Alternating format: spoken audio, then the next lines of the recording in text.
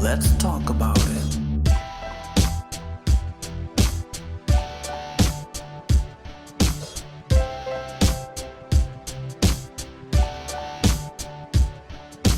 Real truth and power.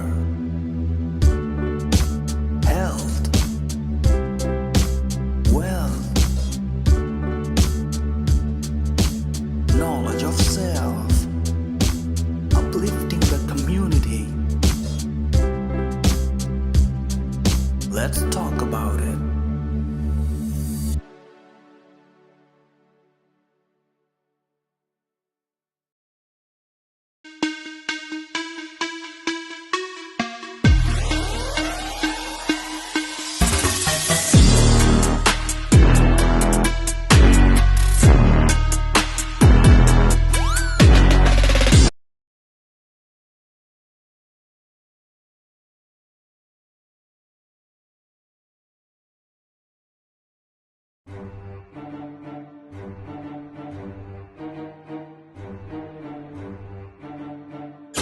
You are now tuned in to Real Truth and Power, the show that uplifts the community with health, wealth, and knowledge of self. Here's your host, Everett Winchester.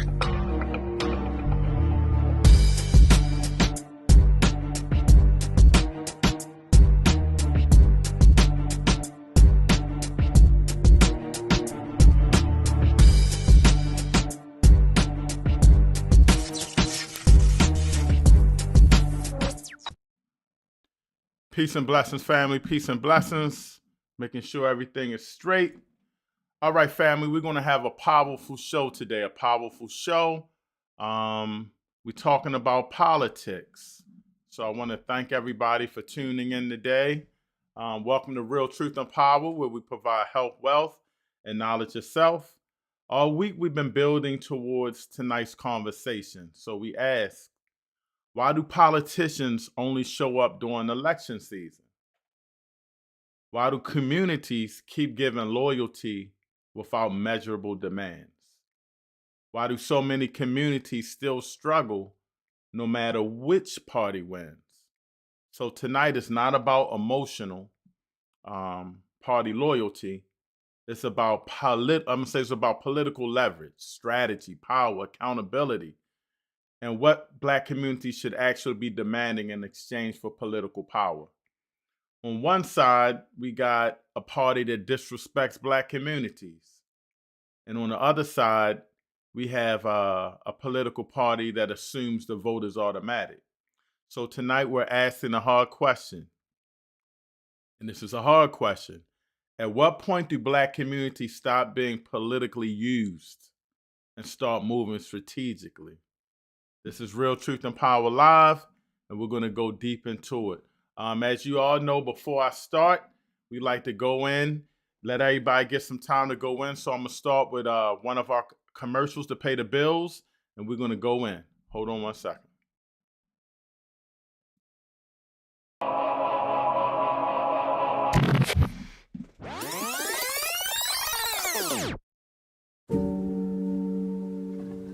They told me I was dying, but I wasn't ready to go. I dug into the dirt, prayed over seedlings, raised chickens, bees, watermelons bursting with color. Then the UNIA said, this isn't just a garden. They called it liberty. Now the bees hum freedom. My backyard feeds bodies and spirits. But the fence can't hold the harvest. Our people are hungry. Our youth, they're starving for purpose. We need space. We need you. Join the UNIA. Learn to grow food inside and out. Hydroponics, farming, healing, dignity. This isn't agriculture. This is liberation.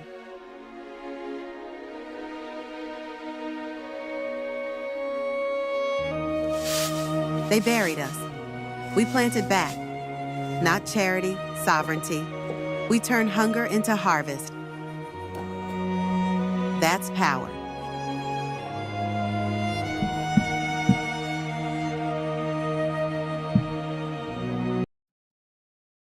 Baltimore don't sleep, we move. Hands in the dirt, feet on the block, food in the streets, knowledge to the youth. This ain't charity, this is power. The Universal Negro Improvement Association running the community like infrastructure. No permission, no waiting. Black self-reliance in real time.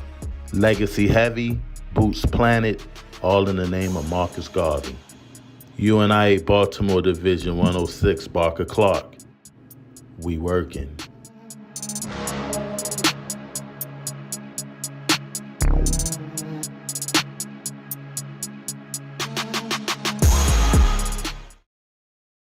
All right, family, all right. So for those that want to join the discussion, I'm going to leave I'm going to put the link in the chat.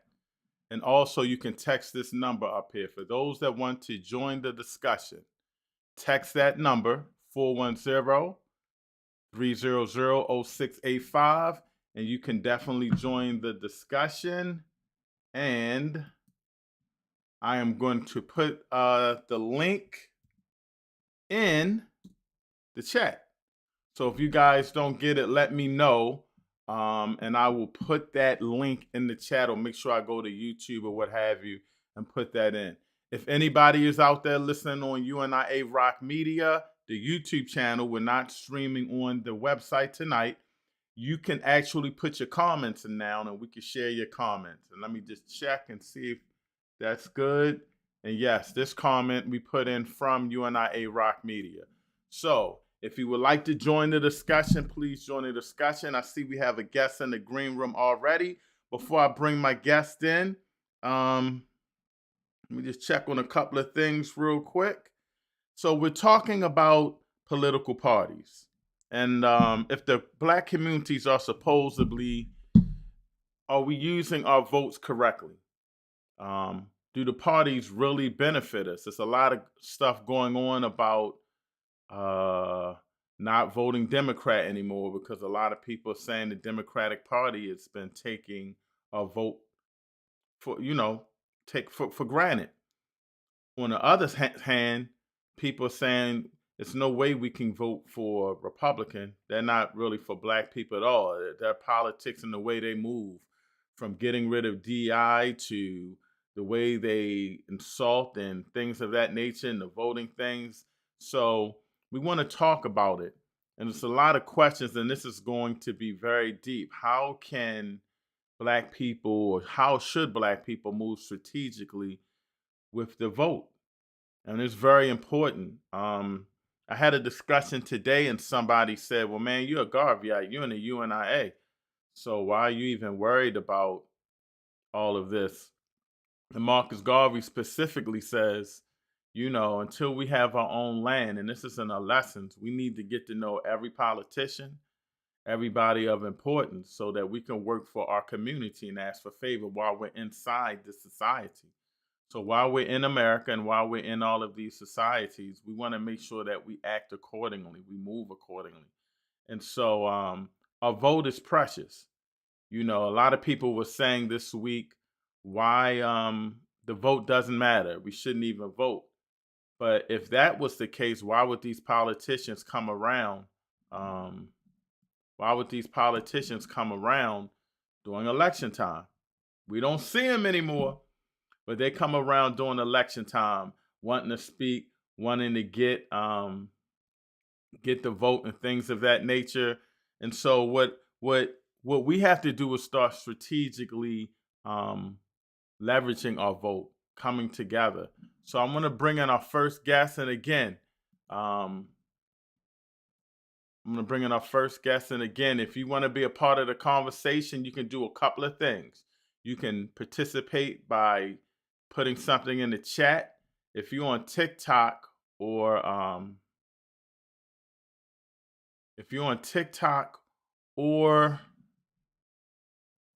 think that's the only one. If you're on TikTok, we won't be able to see your responses. I think we can see your responses if you're on Twitter. But please let me know. And if you would like to join the conversation, again, I will put that number up for you so you guys can join the conversation, because this is not my show. This is our show. And we want to have some important discussions and make sure that we move accordingly. So let me bring in my first guest. Peace and blessings to you, good brother. Peace and blessings. How you doing this evening? I'm doing well. How about yourself? Fine. Can you see me all right? Is it clear or what? Yeah, I got you clear, but what I want you to do is please introduce yourself to the people.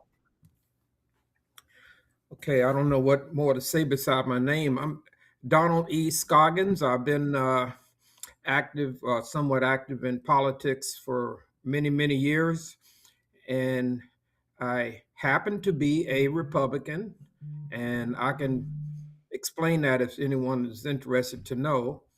I grew up in Tulsa, Oklahoma, during closing days of Jim Crow, and my dad was an electrical contractor in the community, and I grew up around small Black business people who tend to be Republican back in the day because uh, Everett, at the beginning, you mentioned about politics. I want people to know that politics is a business. Number one, they need to know that it's a business. Yes. And you asked why did they come around right before the election day to get our vote?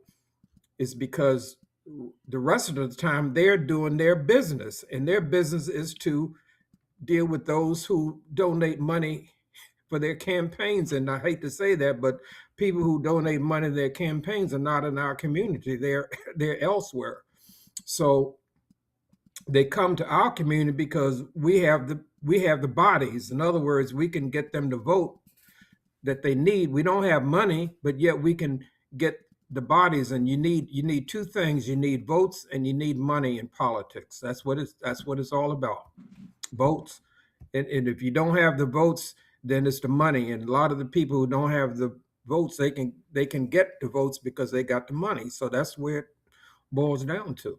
And I think that you mentioned leveraging our, I guess you can say whatever political clout we have. It has to be leveraged. We can't be all in one party or the other. I don't advocate people all being a Republican, all being a Democrat. We need to start making it so that they come and vie for our vote in terms of we should keep them guessing. In other words, don't let them think that they're going to always be able to get our support. We had somebody tuning in from UNIA Rock Media YouTube. Pan African First said, I only voted one time since high school. I only voted one time since high school. Wow. Let me ask you this. You said something about leverage, and you said something about leverage and money. Talk about how communities like the Jewish community, other cultures, have financial backing to come in and start to put these politicians in their pocket. Mm-hmm. Well, I would say let me just back up. And you mentioned how do they get? Are you insinuating that someone is giving them the money, or how do they get them? I mean, how do you mean? How do they come in and start businesses? What do you mean? Well, I mean, for example, I think, and I can't prove this because I'm not in those communities, but it seems to me that they give a lot of donations to those parties and or to those candidates. And when they give donations to those candidates, it seems like they bring those candidates into what I would call their they bring those candidates into what I would call their town hall meetings. And they start saying, hey, we have something here for you. But when we vote for you, what you're going to do for us? And if you don't give us anything, then we'll make your life miserable and we'll put somebody else in there. And I think that when you said something about funding and money and things of that nature, I think that was very important. Well, here's how it works. It's not necessarily too much the amount of money, but of course the amount of money does help. But with some of the other ethnicities or other communities, they're more together. I hate to say this, but our community is really not organized the way it should be, and that's by design. We have so many, no disrespect to churches and everything, but we have so many churches, and the churches themselves, in many cases, this may be kind of simplistic, but each church looks upon themselves as a power center. And the ministers vying for power, whatever they get, and the politicians know that, so they come to the ministers to try to get the ministers to persuade their congregants to vote for them. So that's what they use. They use that because we don't have any businesses. Hold on, brother Don. Hold on, real quick. And for those that don't know, you were in the mayor. You were a mayoral candidate in Baltimore. Right, right. And I see Keith Scott in the green room, who also ran for mayor. You Mhm. said something about the churches. If the churches are backing politicians, and I'm talking about the black churches, because they have a little loot to say, hey, what's going on? Why aren't they demanding then? If are they selling us out? I mean, what's going on, brother? Talk to me. Okay. Well, you use the word sell. You use the word, are they selling us out? So you use it. I didn't, but that's a good analogy. Watch yourself. You talking about Uh, the churches now. I don't want you okay. getting beat up, but do you? Well, if they're going to beat me up, then that means that they're not really a church. Then instead of coming and find out why I say that type of thing, because why do some of the politicians look at the churches or the ministers being that they give them going around what they call it uh, on election day, give them walking money or going around money? Well, I mean, I mean, have you heard that term before? No, that might be a little too old school for me, brother Don. No, old school. Well, what it means is that you get to the ministers, the politicians get to the ministers, and then the ministers distribute a little bit of greenback to the community to persuade them to vote their particular way, or either some of these churches are try to get grants to do certain things. Every church is always trying to build a big church, so they think they can get some money from the politicians to do something to that type of way. But I'm just saying that I do think, with all due respect, and if people want to beat me up, they can beat me up, but I do think that there's too many churches in our community, because I mean that each church is looking for money from the congregants, and how much money can you get from if you have 1 million churches in the community and each one is asking for X amount of money, that drains money out of the resources of the people. So that's one of the beefs that I have. I'm not explaining it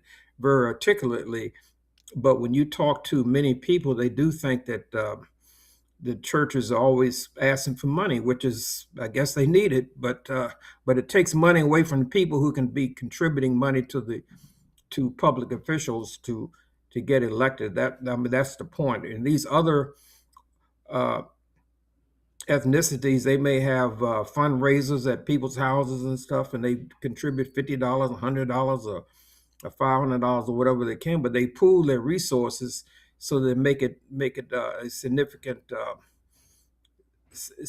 sum, so their voice can be heard. That's what they do. And not only that, but they vote between both. You don't find many of them all in one particular political party, and that's what's happened in our community. We're too totally into one particular party, so the other party is not. When you said earlier that you mentioned that the Republican Party doesn't respect us, then that is probably true, and the reason why they don't respect us is because they don't see any return on it.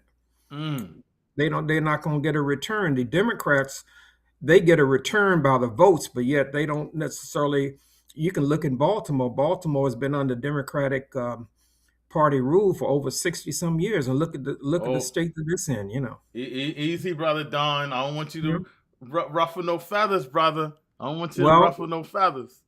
well, if you don't ruffle feathers, then you're not going to get anything done. Pan African First on Rock Media YouTube channel says, in my opinion, voting shouldn't be a major focus for Pan Africanists, Black nationalists. We should focus on solving and taking care of our own problems ourselves. Mhm. And Pan African First, I am with you on that. I believe that as well. But being in the UNIA and following the lessons of Marcus Garvey, he does say that while we are until we get our sovereign land and until we are a united nation, we have to abide by the rules. We have to get to know every politician. This is his words from Message to the People, our training, so that we may ask for favor.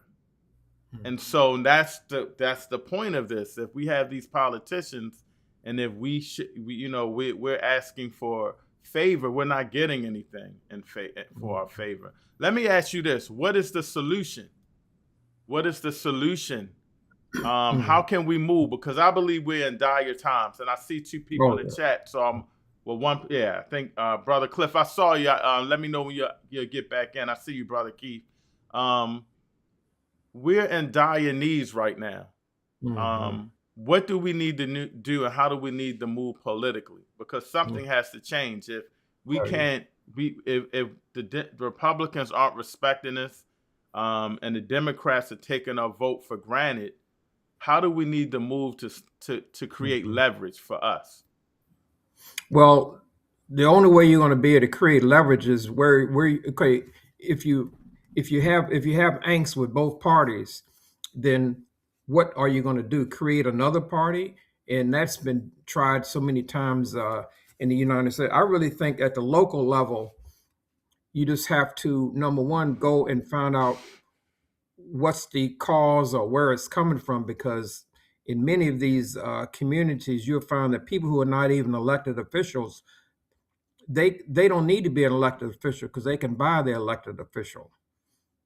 They can buy the person to do their bidding. So what needs to be done is to find out where the corruption originates at, and then get to that point. And you probably need a person who's not really looking for anything personally, like a job, or even they don't have a business, but you may need someone who's totally independent, who can sort of don't have anything to lose, so to speak, that can go in and find out where the corruption is coming from. Because I know where some of the corruption is coming from, but I'm not going to say it here because I don't want to wind up getting sued and everything. But I know where some of the corruption is coming from. I won't name any names, but I'll tell you, go and do some research and find out who are the largest donors. You can look up, there's a way in which they have a public record where you can find out who's contributed most of the money to these candidates, and whoever's contributing most of the money to the candidates, you look and find out what is their agenda. I'm going to read this before I let you go. I believe this is on Real Truth and Power YouTube. Why do we classify ourselves as Republican or Democrat? We need to stop restricting ourselves to a political party. I agree. It sends the wrong message. I would never say I'm a Republican or Democrat. Why do black people fight over Democrat and Republican like we got so much invested, but we're not getting it? Because you ran Republican. That's what I want to know. Do you consider yourself Republican? I'm going to tell you this. I don't consider myself a Democrat. I tell you that because I have angst with the Democratic Party because they've been in power for 70 some years, and look where we are. And the only reason why I consider myself a Republican because I do adhere to the founding principles of I'm a business person. I believe in wealth. I'm not a poor monger. I don't believe in socialism. All right. I believe if you want to get rich, there's nothing wrong with getting rich if you get rich honestly. And I think that and being rich there's no crime in being rich. But if you're going to follow what the Democrats have you to do, you're going to stay poor. And in terms of running as one way or the other, for better or worse, when it comes time to raise money, if that's what you want to do, you will have to identify with some part of the establishment that has been around. Where are you going to get your money from if you're running as either one? If you're a Democrat, who are you going to go to for your money? Because if you run as an independent, you're not going to get any. Nobody's going to contribute to you.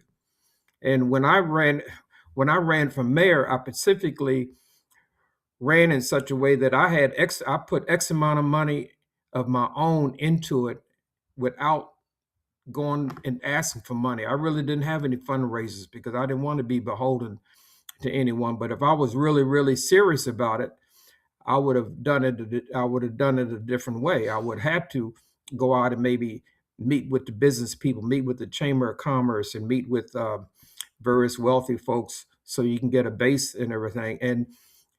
And part of running for office is expensive by design because it filters people out. it's the system is geared towards having people who come in there who are going to be who can be used as tools to do certain things. Unless you're independently wealthy, you see some people who are independently wealthy, they can finance, they can put in $1 million or $2 million in a campaign and keep on rolling, just like several of the ones who ran for Congress in Maryland. I think the guy that has the Total Wine and Beverage Company or something like that. People who have big money, they can find it. They could be independent and do what they want to do because they have the money to do it. But if you don't have any money, where are you going to get it from? I mean, that's that's a Right. part of it. Well, I appreciate you, Brother Don, man. You always coming in and giving insight. I know were very passionate about what's going on in Baltimore City. I think you called it a hellhole or something to that degree. No, I didn't use that. I'm messing No, with you. No, I'm messing with no, you. You didn't use that was somebody else said that. Well, let me say this before I sign off. I am a Republican, but I'm a Republican of the Freddie Douglass, Booker T. Washington, Colin Powell type lineage. I'm a moderate Republican. I'm not a Trumpster. Some of the policies that he has advocated, I can agree with, but I don't like his tone and I don't like the way he bullies people. I just don't think he's a good person to carry the mantle for the Republican Party. And so that's it. But the person who answered about being neither Republican nor a Democrat, when you run for office, you immediately find out how everything works. And you either have to be Republican, Democrat, or if you're going to be or independent. If you're going to be independent, make sure you got a big wad of money that you can put in the campaign to do what you need to be that needs to be done. Unless you're a very charismatic cult-like person and you can just get people to work for you for free and everything, but it costs money, Right. Unfortunately, so. Yes. Well, I appreciate you, Brother Don. You always welcome on, and thank you for that insight because you actually ran for public office, and so I truly appreciate your input. Have a blessed day.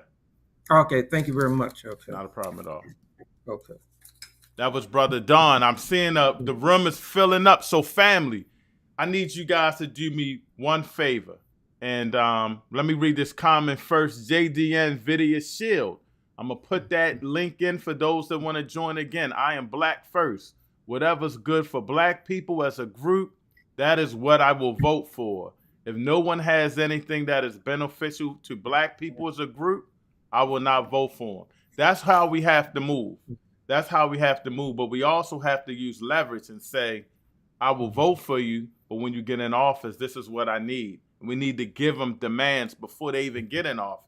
Because when they get in office and we complaining about the problems, they looking like, you didn't tell me this or that. You just voted for me. But real quick, I need everybody to do this because this is very easy to do. It doesn't cost you any money. Sure, Brother Love. Hit that like button. The more we hit the like button, Smash it now! Smash that thing. Bang that like button. The more we hit the like button, the more these conversations get out by the algorithms. And this is a very important conversation. Brother Don ran for political office, and he's putting us down with a lot of game from the Republican Party. You heard a Republican say, man, Donald Trump is a bad person. So hit that like button if you're on YouTube. Do me also a favor. Subscribe.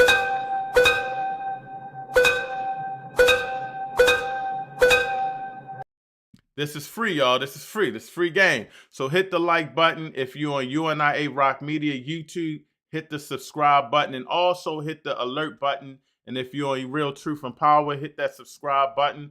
I'm going to bring on my next guest. And then I see you, Brother Cliff. But let me bring on my next guest real quick. Uh-oh. Here comes trouble. Yeah, here comes trouble, man. Here comes trouble. Brother. Well, introduce yourself to the people and let them know you're also a former candidate that ran for mayor. So introduce yourself to the people real quick, good brother. Well, hi, my name is Keith Scott. and I represent my organization. Is We the People Are Coming. We the People Are Coming. Now, Yeah. you ran for mayor. Yes, I did. First of all, tell the people what inspired you to run for mayor, because that's something that that's tough to do. I seen my people murdered, drugged out, homeless. I mean, I could say a lot, but it's pretty much up on that list. And nobody was doing anything about it. So I ran for mayor for the experience. Because when you're looking at TV and you look at the election, you be like, oh, look, it's easy, and the Republicans and the Democrats is doing what they best to do for the people, we assume. But it's not Right. like that. It's a show for the people, the spectators, to get them to trust in people who don't care for you. Pretty much. They know the system is designed to keep, especially Black people, where they want you to be at. Okay. The Republicans and the Democrats are pretty much like I said, the wings of the same bird. Mm-hmm. They don't care about Black people at all. Both parties. But 1965 we got the vote, but we was restricted for two parties. So they got to put forth who you vote for, Republican, Democrat. So we was never in the game. So Let me ask you this. You ran for Democrat, correct? yes. And Brother Don ran for Republican. It's interesting because both I've heard you speak, and I heard Brother Don speak, and both kind of agree that we need to leverage. Both parties don't have a Black agenda. Speak about that a little bit. How do we demand for our politicians? We don't. I'm saying, should we? Are you saying we We shouldn't or we don't? we don't, and we can't. Oh, brother, I gotta get this out of you today, brother. Elaborate, brother, because you scare me sometimes when you talk. Okay. A politician is a representative of the Republican or Democratic Party. No doubt. Okay. Black people are not Republicans. They're not Democrats. I agree. They just vote that way sometimes. I They're agree. not part of the party, but most Black people want to exercise their right to vote, so they do it anyway.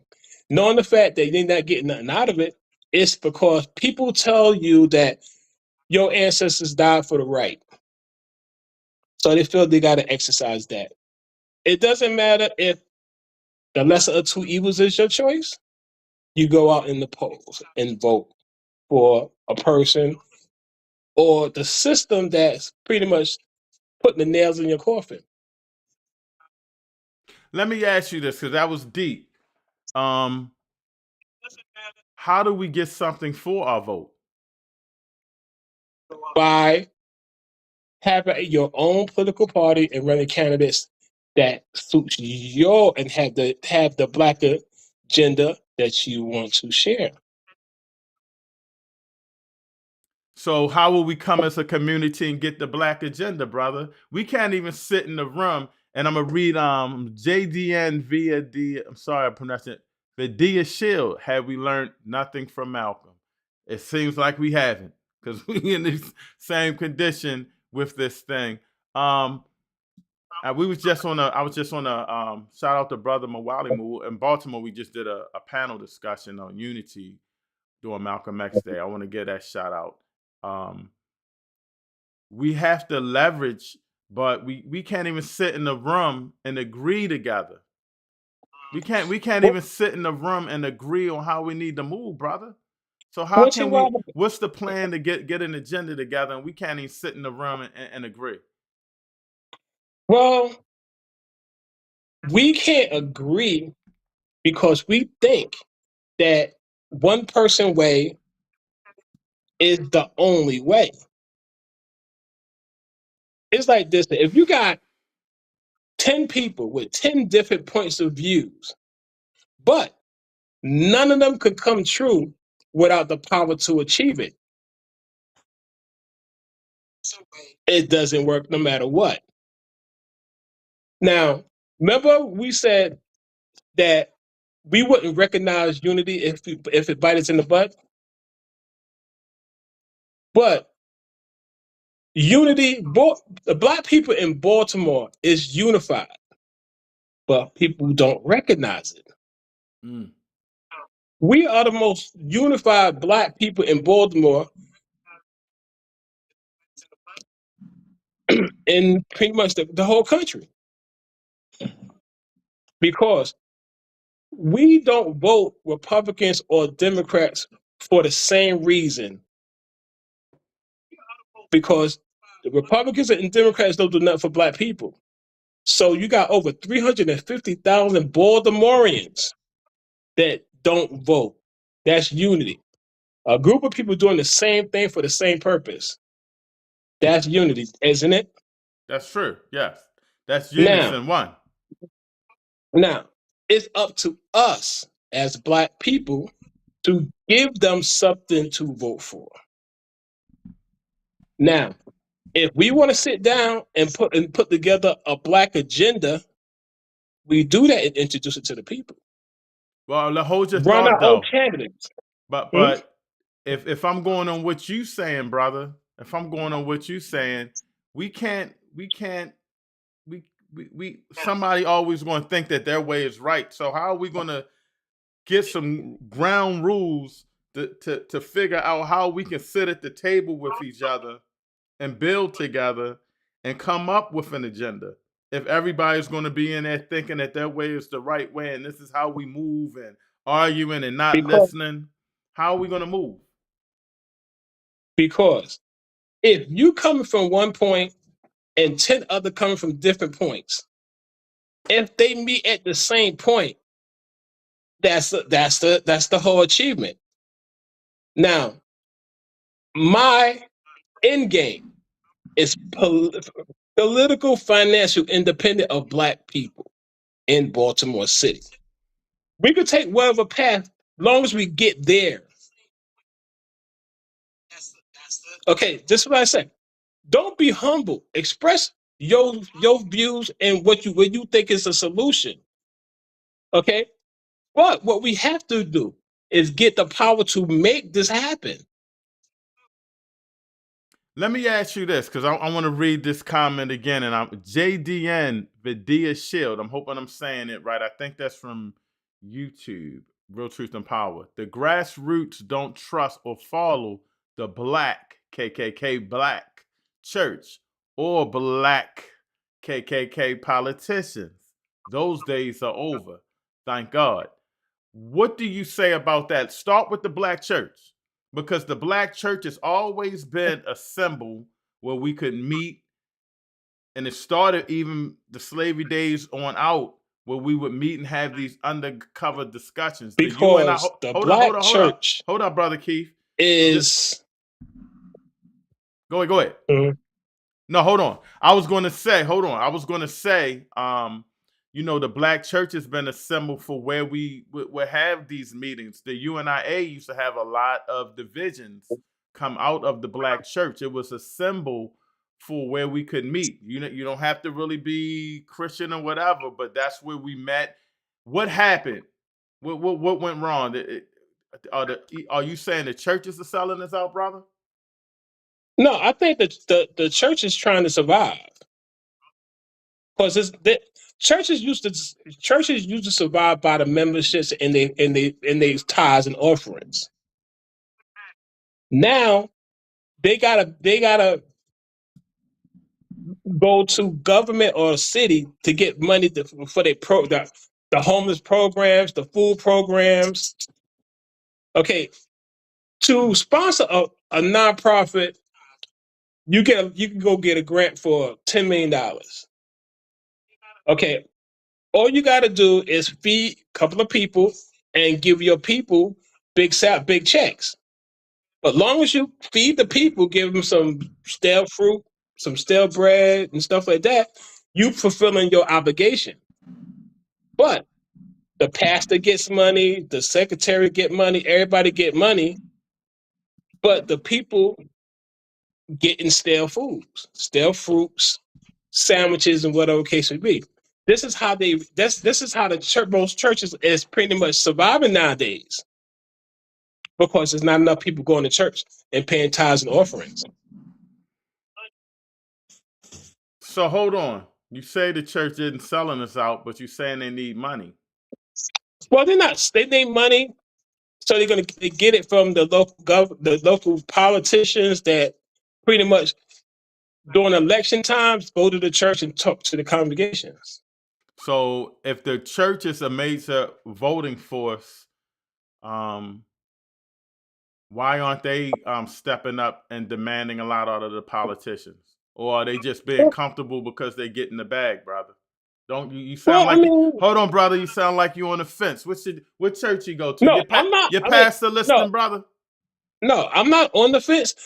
I'm not a church goer myself, because I feel that a lot of hypocrites in church, because they don't do anything for the general community. Because some of fact, like I said, most people who go to church don't go to church in their community. They go outside their community to go to church. Are you saying that I'm trying to get you out of this, brother, but you digging yourself a hole, brother? Are you saying the church doesn't do anything for the community, brother? No, they don't. Actually, no. Oh. So you No. saying that hold up. You saying you don't think the church is selling people out, right? No, I think they're doing what they do to survive. Okay, so you saying they do what they do to hold up. You say they doing what they do to survive. I gotta be on point because you may jump back in and run from there. Hold on. No. You saying they do what they need to do to survive because they need financial gain. But at that's the only game in town. Hold on. I just want to make sure I understand you. They're doing what they need to do to survive, right? Mm-hmm. That's what you said. Yes. But you also saying they don't do anything really in the community. They don't. So they're taking money, but they're not doing anything in the community. That's what you're saying. I mean, you got. Hold up. Is that what you're saying? Yes. Well, that's a sellout, brother. Don't No, be on the I'm fence. not. No, this is what it is. Go ahead. Okay. The church is supposed to get money for the congregation, they tithes and offerings, right? There's not enough people going to church. You got over how many churches in Baltimore City? It's a lot. Okay, there's not a lot of church goers in Baltimore City to fill these churches, and most of them don't even have money for the tithes and offerings. And the churches got to pay the rent, they got to pay the gas bills, and whatever case may be to actually exist. So the only game in town is the politicians. We agree there. But Okay, if you're taking the bag from the politicians to survive, but yet you're not doing anything for the community, that's a sellout. That's kind of the worst type of person. You taking money from a politician, but you ain't giving back. But you scared So you got to understand, okay, how many communities there are in Baltimore? Actually, how many communities are in Baltimore City that actually is productive? It's a few, but it's a lot that's in a lot of pain. Okay, you go to any neighborhood. You'll find a lot of people living in the hood, who don't even know, or if they have a community association or what. You got a lot of people in neighborhoods don't even know who their next door neighbors are. So a community association is pretty much just not in their radar. But you do have community associations that's getting money from the city to maintain the community that people don't know about. I know a couple of community organizations that's actually getting money for the city to service their community, but they don't do it. Easy, brother. You gonna name A some lot. names? You gonna name some names? Yeah, I can name one. Name one. The Greenmount Community Association. You saying they getting money from politicians? Yes. Let me read this real quick. I'm gonna hold on. I'm gonna let you close out, Brother Keith. Brother Cliff, I see you in there, and I put that chat in for those that want to comment as well. Malcolm X already told us how to move. He said, "Do not vote for any party who does not meet the demands of the black people." Hold on, real quick. I agree. Sister Selena Rick says, "Follow the money all the time, all the time." Brother Bill Gooden says, "I am listening." Don't be scared of this, Brother Bill. You can call in. Just text me up. Sister Selena says, "Get the money from the people." I think she's talking about how we need to do it as far as getting Yes. leverage. Yes, sir, Sister Selena. Sister Earth is on. It costs nothing to walk to the poll. That is true. It costs nothing to walk to the poll. I think she's saying we do need to vote. For who? Yeah, that's that. We're gonna go there. A no vote is a vote. Oh, so she's saying a no vote is a vote. I think she's saying also if we don't vote and we come together, decide as a community not to vote, that's a vote as well. We showing our strength. Sister Earth, I'll text you the link if you want to jump in. I'll text you the link in 1 minute. Let me just get caught up and let you close out and then go to Brother Cliff, Brother Keith. Sure. I agree with the last point. Yes, we need to let them know what we want policy-wise. The problem is we've already done that and they refuse to do it. At that point, I'm out. I feel you. But we have to show a relentless point of not keep electing them people. But I'm with you there. I think we almost there. Dr. Dahl, Dr. Dennis Assault Winkler, he's just saying peace to the family. And what do the black grassroots want policy-wise? You may ask. Okay. Reparations and a hate crime bill that protects black Americans. Democrats know this is what we want. They just refuse to do it. I agree there. But I agree there too. But I definitely can say we keep saying the Democrats refuse to do it, but the Republicans ain't doing it at all. I don't think that's like they ain't doing it at all. Of course. Okay. Hold on. Let me get through, Brother Keith. I want to get caught up. We got a lot of people.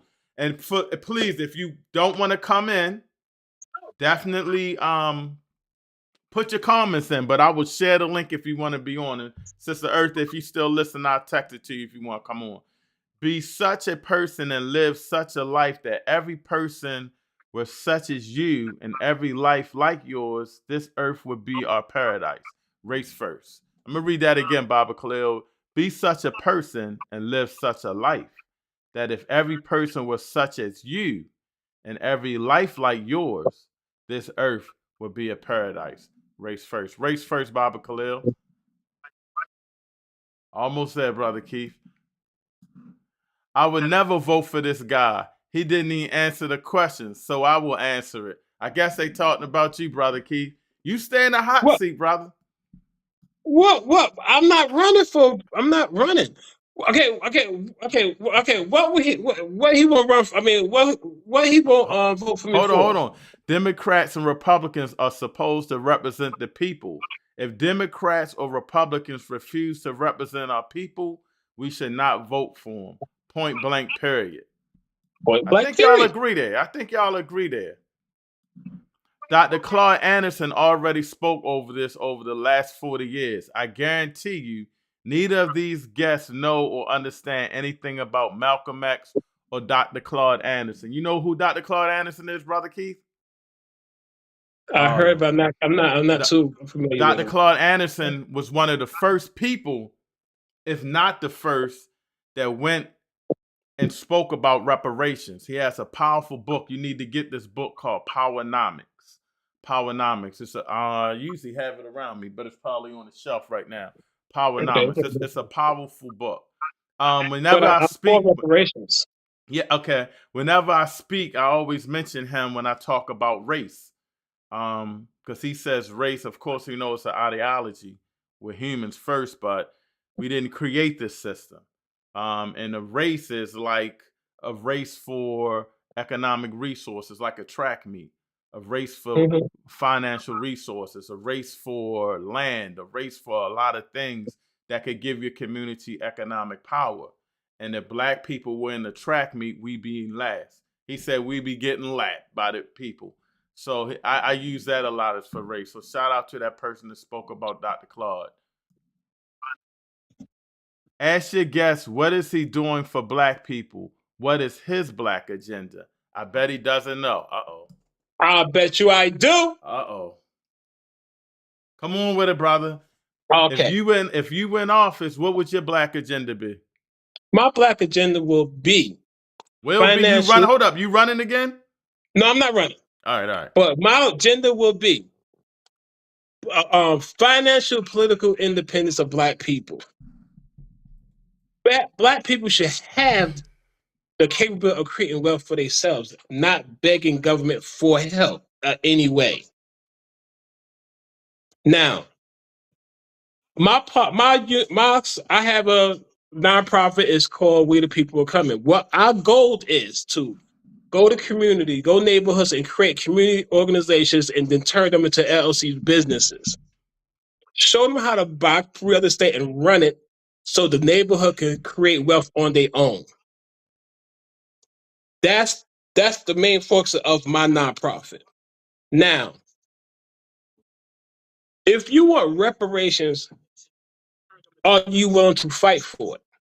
Or you want to wait until the Republicans or the Democrats give it to you?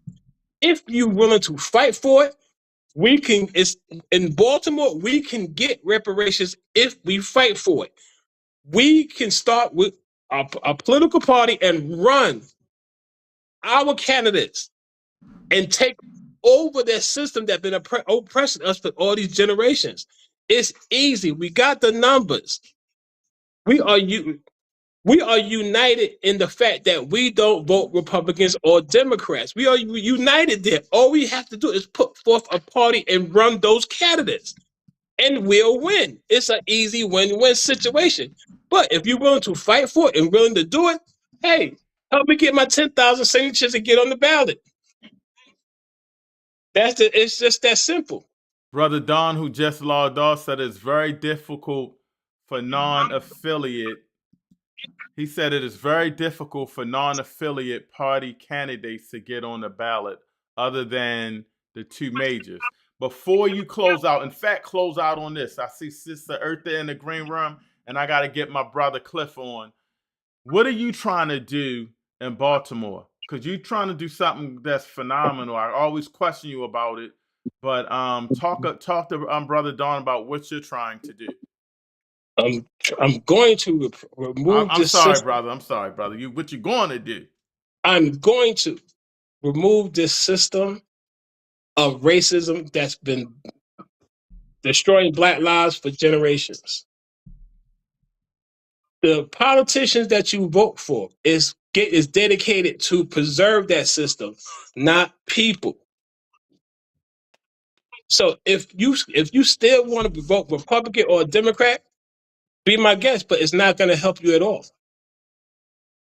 Black people could only succeed if we have our own people in the seats of power, not other people who work for other people. It's just that simple. Keith Scott, my man. Thank you for joining again. No problem. I'm wishing you luck on that. I want to talk to you about that a little bit more because you are trying to get your own political party and get. No, I have my own political party. But you're trying to get enough signatures. Is that The it? signatures to get on the 2028 election ballot. Once I'm on the ballot, we can run 17 people in all the seats of Baltimore City, from the mayor, the city council, and the controller, which we can set forth our own system and give our people the reparations they need to succeed. Mm. It's just that simple. We have the votes. All we need is the platform. I got to get Brother Clifford, but I got to ask you this. So do you believe that people will leave this Democrat and Republican Party? Are they kissed up and sucked up so much that They already did. they're leaving? They already did. Are you saying You because got of the signs of people not voting? 300 over 300,000 black people in Baltimore City don't vote because they know the system is ruined. Mm. They want black people in Baltimore City want reparations, but we're not going to get it from the Republicans or the Democrats. We're going to have to go there, take out the system, and get it for ourselves. Black first. I mean, y'all keep saying that, right? So I'm gonna close on this.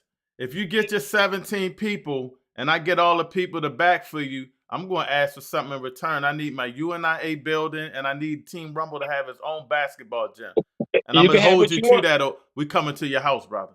We coming Put it to this your way. house. The Legion Put coming it this to way. your house, brother. Put it this way. If black people would take over the system, you would have that. Black first. My man. All right, brother Keith, I appreciate you as usual, man. You keep it real, and you make more sense the more I talk to you. And I ain't drinking, brother. There you go. All right, I love you, good brother. Have a good All right. one. All righty. All right, before I bring in Brother Keith, man, and put your comments in. Is Brother Keith crazy or is he making sense? Put your comments in. Is Brother Keith crazy or is he making sense? But again, we got a lot of people on, a lot of new people on. This doesn't cost any money, y'all. Come on, hook a brother up, please. Hit the like button. Let's get this information out. This is very important information that we need to talk about. Political literacy, political power. And if you're on UNIA Rock Media, of course, Real Truth and Power Live, show me the love. Hit the subscribe button. Let's keep it popping. Let's keep it popping. I need my likes up. Hold on real quick, brother Cliff. Let me just get caught up on a couple of more messages, and then I see you, Sister Eartha.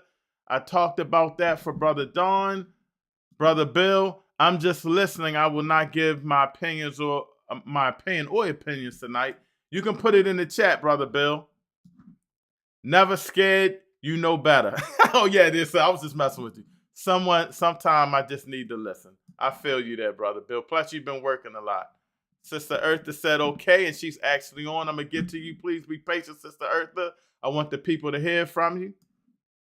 Vote for yourself, then pick people on your team to help you win. That was Sister Eartha. She's gonna be on in a minute to talk about it. Brother Ori Shabazz, a regular guest. Politics is war. I think we need to understand that. Malcolm X reference is valid. U.S. government, the biggest enemy to black people. The U.S. government, the biggest enemy to black political development. Wow. That's a powerful statement, Brother Ori. The General, Tashaka Sankofa, you know you can always join. Just text me, brother. Peace and blessings to the family. Peace, brother Tashaka. This is from Twitch. We're streaming on Twitch. Oh, wow. That looks like a ad, though. Baba Khalil saying, Hotep. Brother Don saying, I know Dr. Claude Anderson. I spoke to his wife a long time ago. And I think we almost caught up. When we have a politician ever? When have we ever had a politician answer a question directly? That is true. The fight is already taking place, sir. See Afro Elite, Black Alpha Network, Professor Black Truth, The Black Authority, Vicky Dillard, all have YouTube channels and are active. Vicky Dillard a little crazy, but she be going in. I give you that too. A movement of young black Americans is currently afloat in America, and every turn these movements and young black officials are battling to protect our interests. We're fighting against white racism. Yes, brother Baba Ori. Almost there. An independent one needs to get 4,000 signatures. Independent party, 40,000 signatures of registered voters. as party candidate, one only needs $150. So only need $150 to run, Brother Don is saying. And let me bring in Brother Cliff.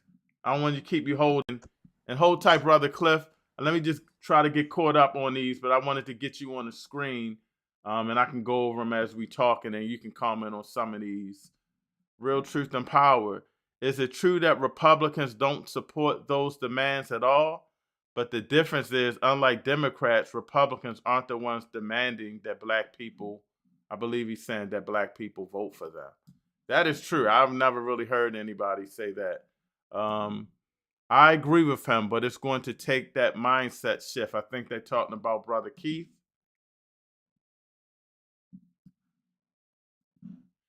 Dr. Dodd, the FBA is in the building, I hear. Yeah, they popping up. It might be coming from Twitter. Baba Ori, without platforms and agendas, it's clear we need the political education our leaders talked about previous millennia. Yes.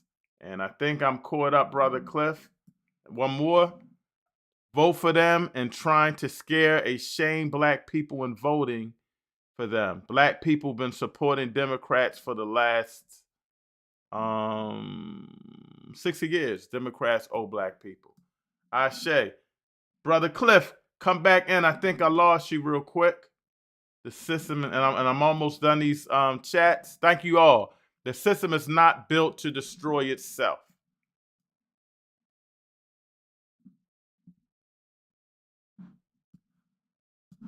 And the last one, the guru Baba Cliff is in the building. All right. Baba Cliff, I'm going to give you like 1 second to come on. If not, hold tight and I'll bring Sister Eartha in. While we're waiting on Baba Cliff, let's pay the bills real quick. I appreciate y'all patience. UNIA goes hiking every Sunday. Check this out and I'll be right back. Used to think nature was a lie. Baltimore don't have forests, just corner stores and concrete. But then I heard UNIA hikes every Sunday. I thought, what if I just show up? I gotta reach that ridge before sundown, or miss the moment that's waking my whole spirit up. Bro, it's not just trees, it's legacy. Elders dropping Garvey wisdom while we climb, youth beating drums, sisters laughing under waterfalls. We see hawks, foxes, fire in the sky. City stress, gone. Every Sunday, we reclaim the wild like it's our birthright. First time I touched river water, I cried. This ain't no hike, this is revival. Every step, we get louder. Every week, more of us come. This is Marcus Garvey's army in hiking boots. Black unity, in motion. Now I don't walk alone. I lead the line. Dwayne, UNIA. Follow for more and come hike with your people. Sundays, Baltimore. Marcus Garvey's UNIA. A boy dead on the street last week. Not from drugs, from violence. Nobody stand up, nobody move. Me got 6 weeks we build 100 man. Or Baltimore lose its soul. Back in the day, we protect we own. Now, enough talk, enough post. But Garvey, him leave with a blueprint. Stand up, uniform, discipline, unity. African Legion, it not dead. It a prophecy waiting to fulfill. Ma nearly walk away, tired, alone. But when that mother grab me arm and say, who I go protect my son? Me know, we not start no war, we restore order. Black unity, black honor, black discipline. This a we army, and it never left. Me name, Brother Tony. Join the Baltimore UNIA. Be the legacy, or be the silence.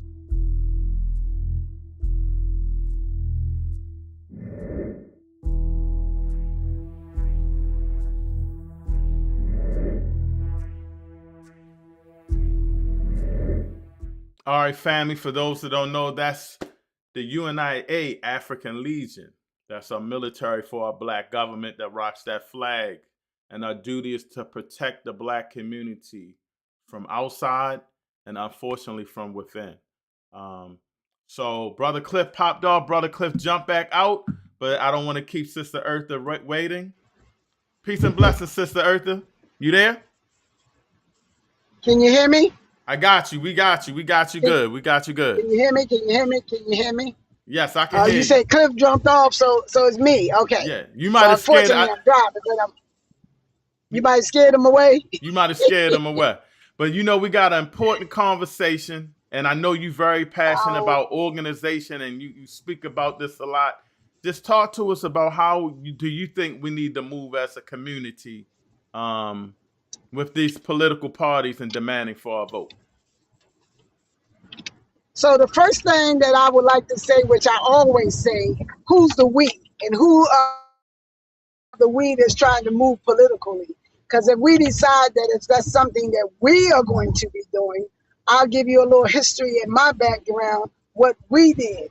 So when I put the comment is that, hey, won't everybody say that they're a leader? Because really what people do, they present themselves as representation, that they can go down there and be a leader for you, whether they're a city council person, the mayor, the governor, right?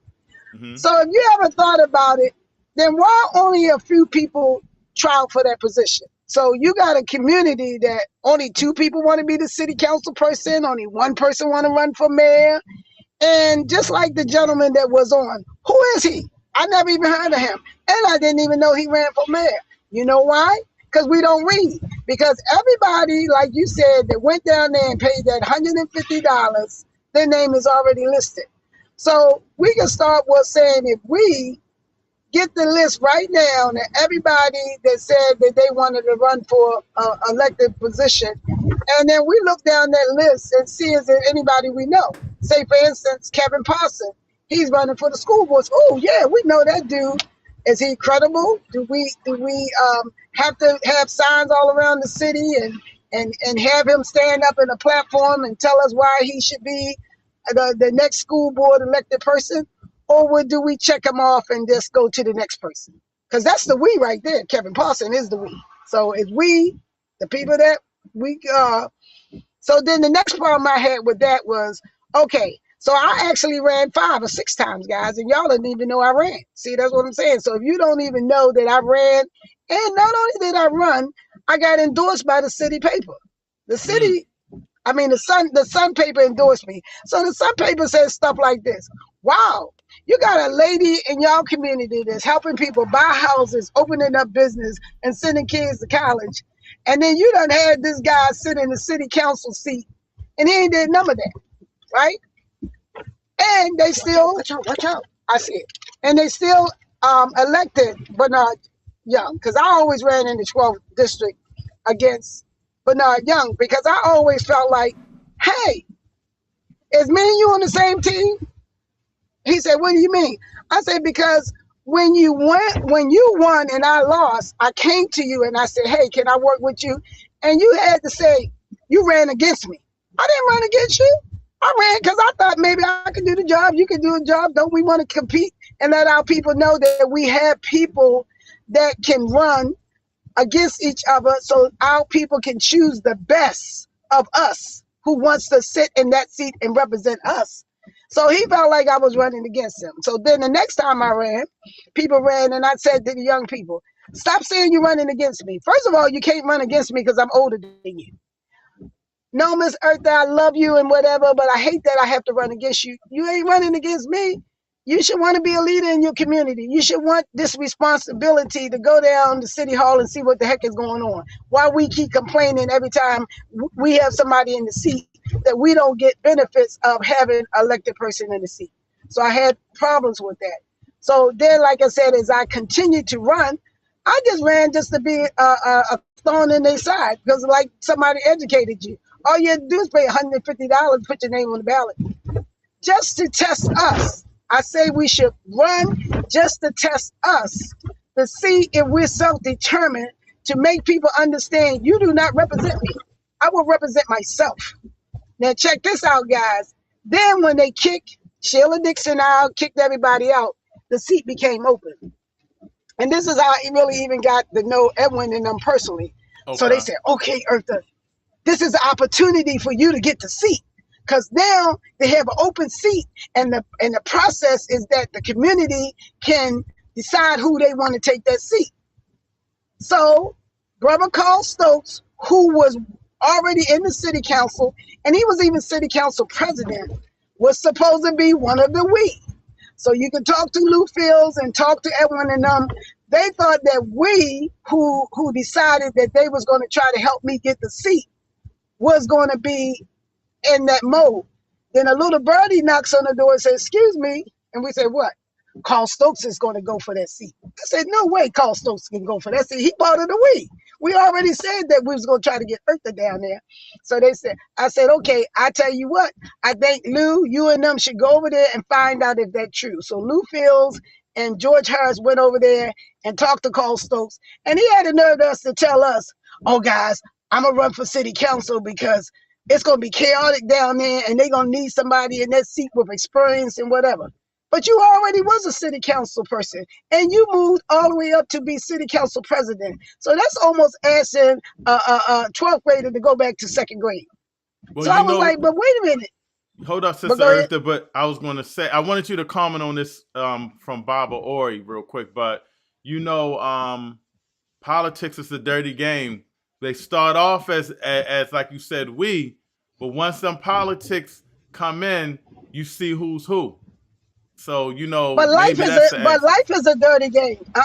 Life is a dirty game. If we was a tribe, they even had to get rid of some of the tribal members who did not cooperate.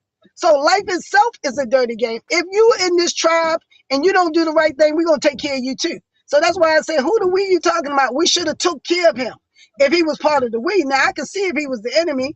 You guys didn't even say, "Wait a minute, brother, you out of order." We just said that this is what we're going to do. We're going to put our person down there. So, and then, like I said, I even went and had a conversation with him because I was like, "But you was in a position, you was vice president. He was the city council president. So you was one step from the mayor, but you didn't want to be honest with the people. You wanted that city council seat because you wanted to try to go for mayor again. And guess what? The next year he tried to go for mayor again. Let me ask you this. I'm sorry to cut you off. Let me ask you this. No, go ahead.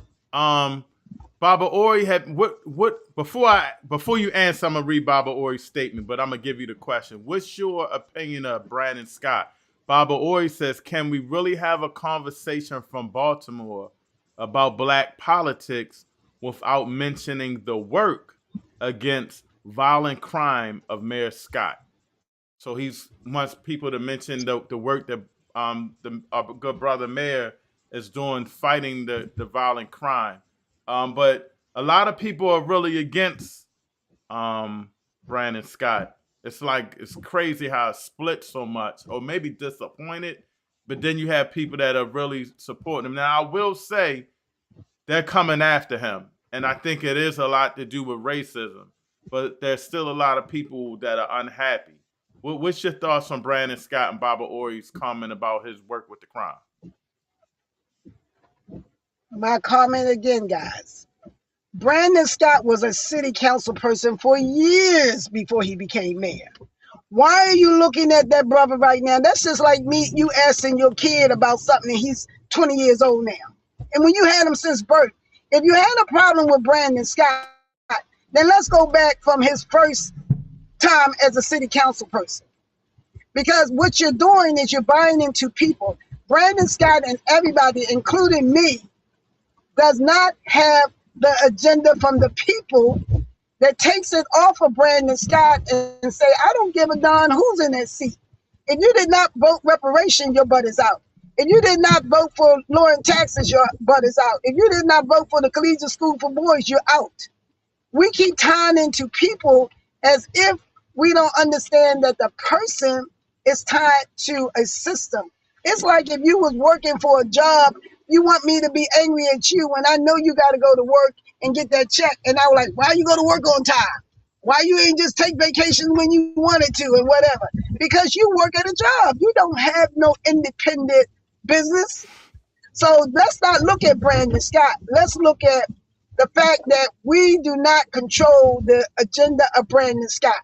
Now, also, y'all should give Brandon Scott kudos If somebody wanted to be somebody and they was able to accomplish it, even if it wasn't to benefit us, why are you mad because the brother became a superstar basketball player? Because what? You don't like him?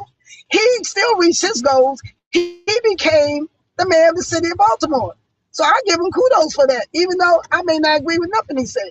And he knew how to do it because he knows that black people don't vote. So he said, you know what? I'm not having no black agenda and lose this election. I'm going to have the agenda of the people who can put me in that seat.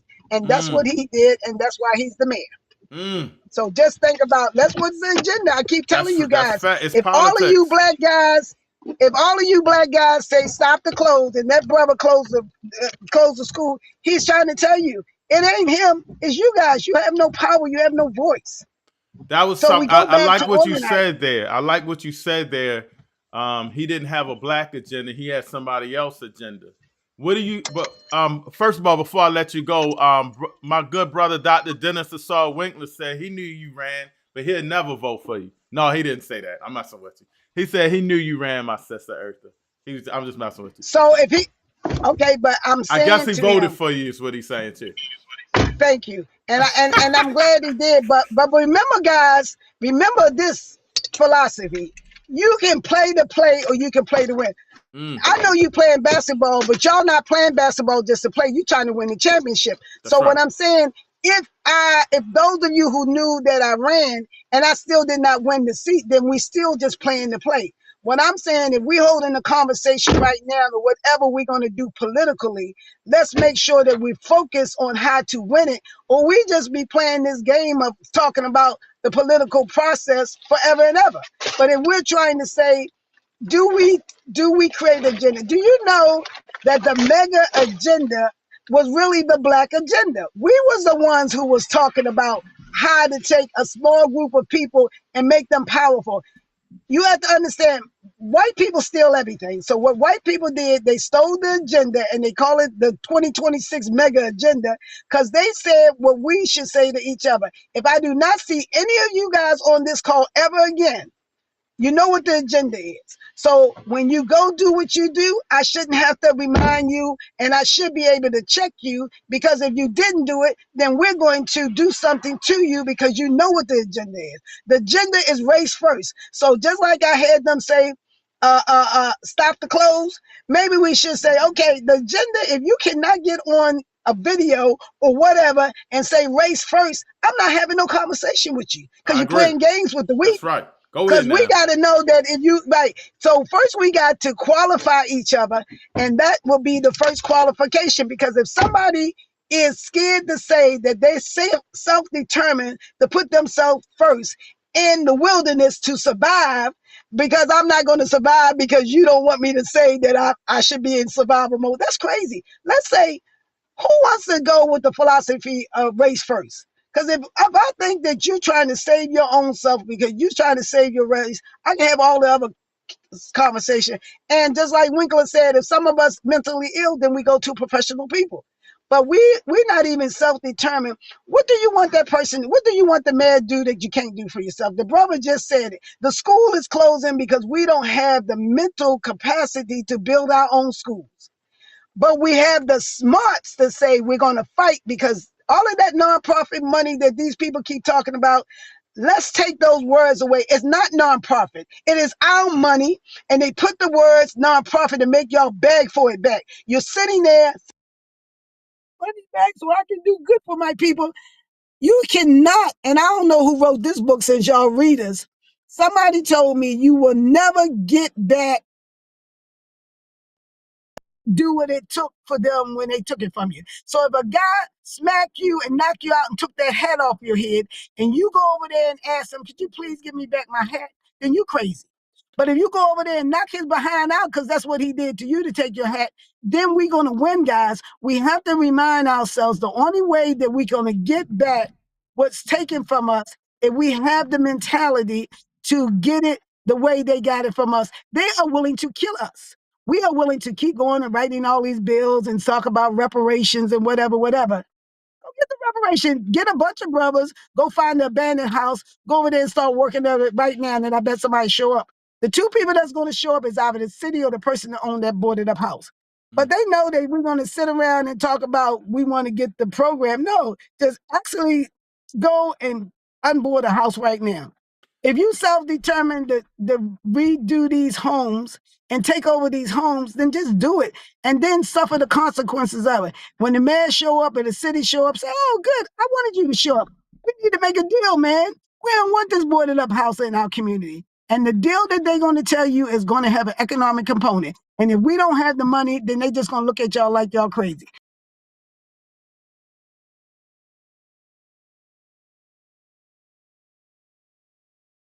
If it took to make I that got you house back. up, then that's what you tell the city. But go ahead. 'Cause you know I can talk, but go ahead. No, you good. I wanted to ask you a couple questions before I let you go. But hold on, let me read this real quick. If you are a black politician and no black people know who you are, it's probably because the average black person doesn't believe you have value in their lives. It is up to you to prove them wrong. Talk to the people about the Collegiate School for Boys, for those that don't know, because we are streaming on UNIA Rock Media. So we're going to have a couple of people Okay. that aren't from Baltimore, from UNIA divisions all over. Talk to them a little bit about what the Collegiate School for Boys is and what's happening, and because they probably like, what are these people that keep talking about this school closing?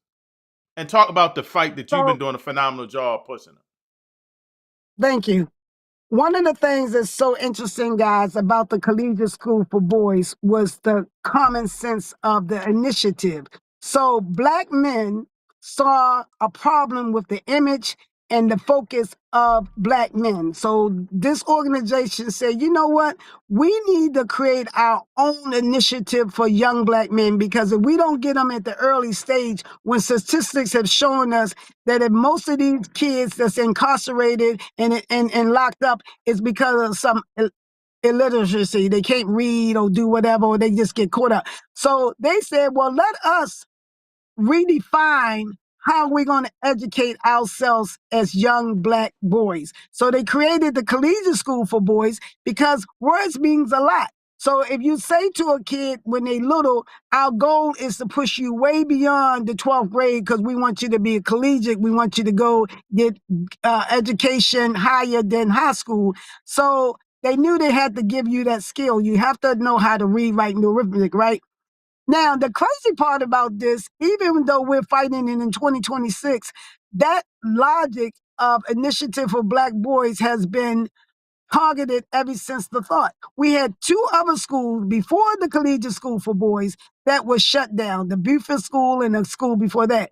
So meanwhile, like I told you, because we don't identify the we, they knew that we, as African American and males, weren't paying attention to the fact that they keep targeting your black manhood younger and younger and younger. So when you go into your communities, you have words like squeegee kids, dirt bike kids. So they label our kids, and we still have that image. They know when you hear a shooting, you're going to think it was a black male. So they know that we got you because you didn't pay attention, that we're not letting you instill UNI in no kid when he come out the womb. That kid may not learn it until he goes in an institution or come out into one of our community events. So my interest in that is going back to, again, the largest unity that we seen was the Million Man March. The reason why I say that is because if we would just show up as a million people to get the message that whatever somebody say that we should have and create the agenda, when we go back to our communities, we would never have to have this problem. The problem is we don't even know how to organize just so people can show up. We have to say, do you want me to come over there for this reason, that reason, every? I just need you to show up first. When you show up, and then I tell you what's going to happen. So we go back to the philosophy of organizing, especially men initiative. Show up when the baby is born. Edwin said, I'm going to create a collegiate school for infants. All of a sudden, they shut them down. See, you know they catch up with us before we catch up with us. So he felt as though the problem with the school, they started at the 4th grade. So he was like, come to think of it, why aren't these kids prepared before they even come to me? Because he was saying, we don't want the community to know we already messed them up. So if you make too much noise and keep reminding people that the kids could not even read when they came to you, which started at 4th grade, we're going to shut all that down. So I think that is the logic that we don't get into. So now we come to a point that, again, we have to straddle the fence. I want to fight that with their system of appeal or whatever. But what I want us to do is realize that just like you're doing here on this call, let's create ways to educate ourselves that we don't have to be institutionalized, going to schools, going to colleges, going to whatever. And let's go back, like Edwin say, and pay attention to pregnant women and people who are giving birth, that we get to them ASAP to help them give their children what's needed to create this entity that we need to create as we go 20 and 30 years down the line. So that's why it's important. And it's important for us to support the collegiate school for boys, because the reason why they also did it is they made you show that a gentleman named Edwin Avent, who's the CEO, you men are not supportive of each other. That man was getting the beat down. Now, what was wrong with him? He's a college-educated man. He was the founder of Black Professional Men. He attended the Million Man March. He came back with Kurt Smoke. They did a lot of men initiative. He owned a restaurant. So they wanted to also show you guys that don't care what road y'all take, it's never going to be enough for solutions and opportunities for your people, because they beat y'all down so bad or kill y'all like they did Martin Luther King and Malcolm X. So we never benefit from what we should have benefit from individuals who are positioning themselves just like you're doing right today, of making sure the community can benefit from that. We don't need politics. We just play politics because, hey, if you like basketball, play basketball. Like tennis, play tennis. I like playing the game. I say, let's get up in there and do it. The other problem I have is when we did the thing at the church, you guys should have y'all should What church? invite Westmore. The unity thing that Thursday. Shout out to Bill Gooden, the Unity panel discussion part 2. Yeah. not just Bill Gooden, the one that y'all had also with women's organization. Oh yes, Brother Mowalimu, yes. We're not bringing enough people like Westmore and them to those environments. Westmore should be on one of those panels, because if you cannot get your enemy to meet with you, then they already won. If you see how they do war, even crazy president went over there and met with China, or he go meet with these people. Because if you think about it, all the people that we need to challenge, you need to have them meet with you.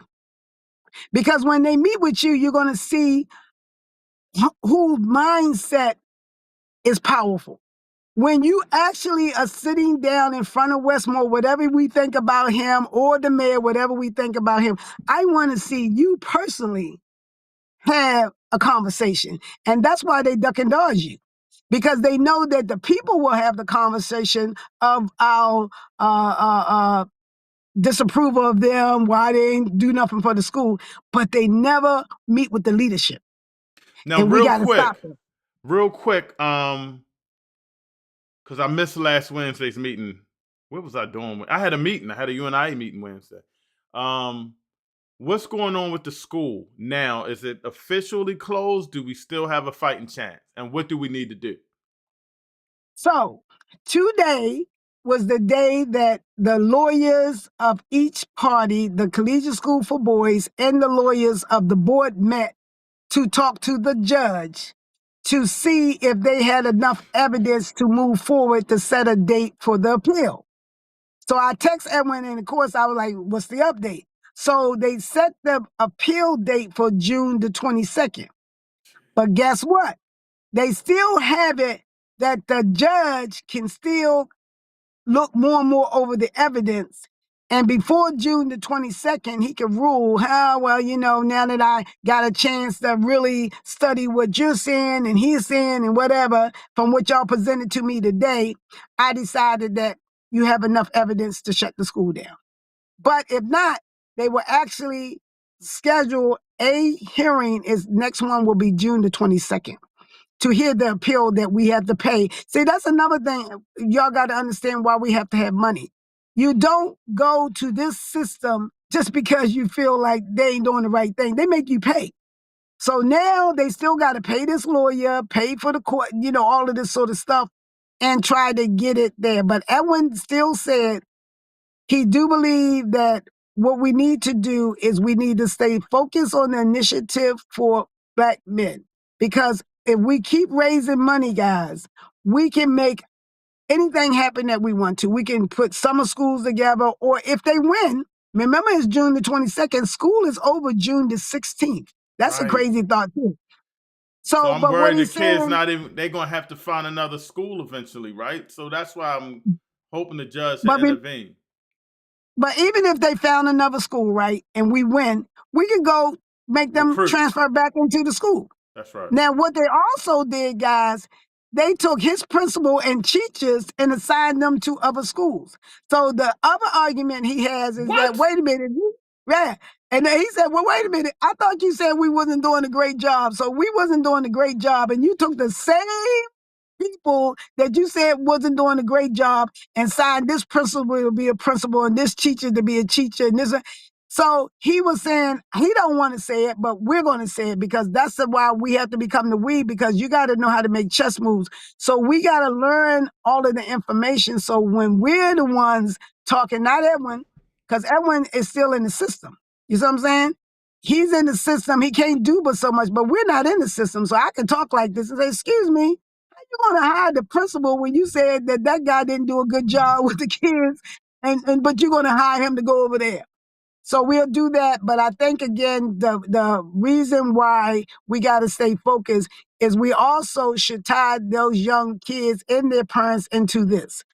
More communities should know about organizations like UNIA. Like, hey, guys, we go hiking. Hey, guys, we know how to eat. We know how to take care of our high blood pressure. We know. So we're not offering a lot of things that is not institutionalized. And that's why they're winning, because you guys are still making our community feel like in order to have home ownership, we got to go through a home ownership program. No, we can have money, buy these houses, sell them back to each other. One at a time. We always can create something outside of the system that we personally need that makes us not have to be part of the system. We're doing too much when we keep fighting against the system, and we're still not saying they're not going to educate your children, they're not going to make you rich, they're not going to give you land or whatever. But if we start educating ourselves, finding ways to create wealth, building buildings, going to get these boarded up houses. Baltimore has so many boarded up houses. I can't wait for us to come up with an idea how we do a program that we have housing. The one I would love to see, because I'm still doing this initiative for Black men, you guys should do a Black men home ownership program.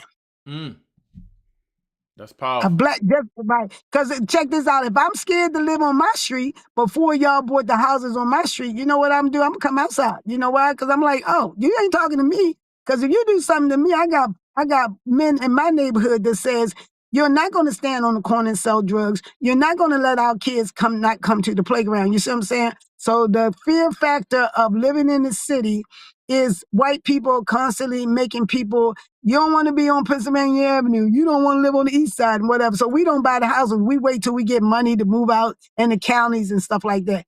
No, we need to start a home ownership program. And guys, keep up with the time. Every home should have a business. Then, if we having an opportunity to cut from the system because we all have ways to make that money. The money is what making people bend. Even Minister Farrakhan said, people do not sell out. They're drawn out. All of these great brothers. Say that again. Hold up, sisters, Sister Eartha. Say that again. Say that again. They don't sell out. Say that again. People do not sell out. They're drawn out. Right?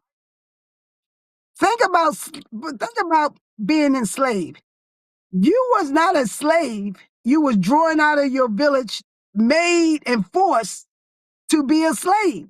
That's why I don't believe in celebrating Juneteenth. Because people say, oh, that was the day when people found out they was free. No, we was always free. We was always free. Now, if you want to say that was the day that I pushed back and said to myself, now they told me you can't whip me and make me do something. That's what we should be celebrating. But the mindset of, to me, how we educate ourselves about what happened to us as a people and being enslaved is why our kids cannot relate. If we tell our children that, look, your great, great, great, great grandfather would have never picked cotton if they didn't have his hands tied and this big thing around his neck and his mouth. Because your great, great, great, great grandfather will do just what you're doing. But unfortunately, I don't train you to do it right. They will whip somebody's butt if they told them something. That's Yeah, why that's our fair. kids naturally can fight. But we sit around and we make our kids learn about slavery as if they said, I would be buried before I be a slave again. They say I'll be buried in my grave. I always tell people I was never a slave. My ancestors was never a slave. And I'm going to be buried in my grave anyway, but I'm going to show you how we supposed to be buried in our grave. Not because we talk about you're not going to enslave us. You gotta I'm going to watch be buried. out. Them ADOS people might come for you. You know they on Dr. Dog. They on Dr. Dog. Right. And this is why you got to say, come for me. Because once you Uh-oh. come for me, I'm going to show you how you got to do this thing. Once you come for me, it's okay. That's why we keep popping up.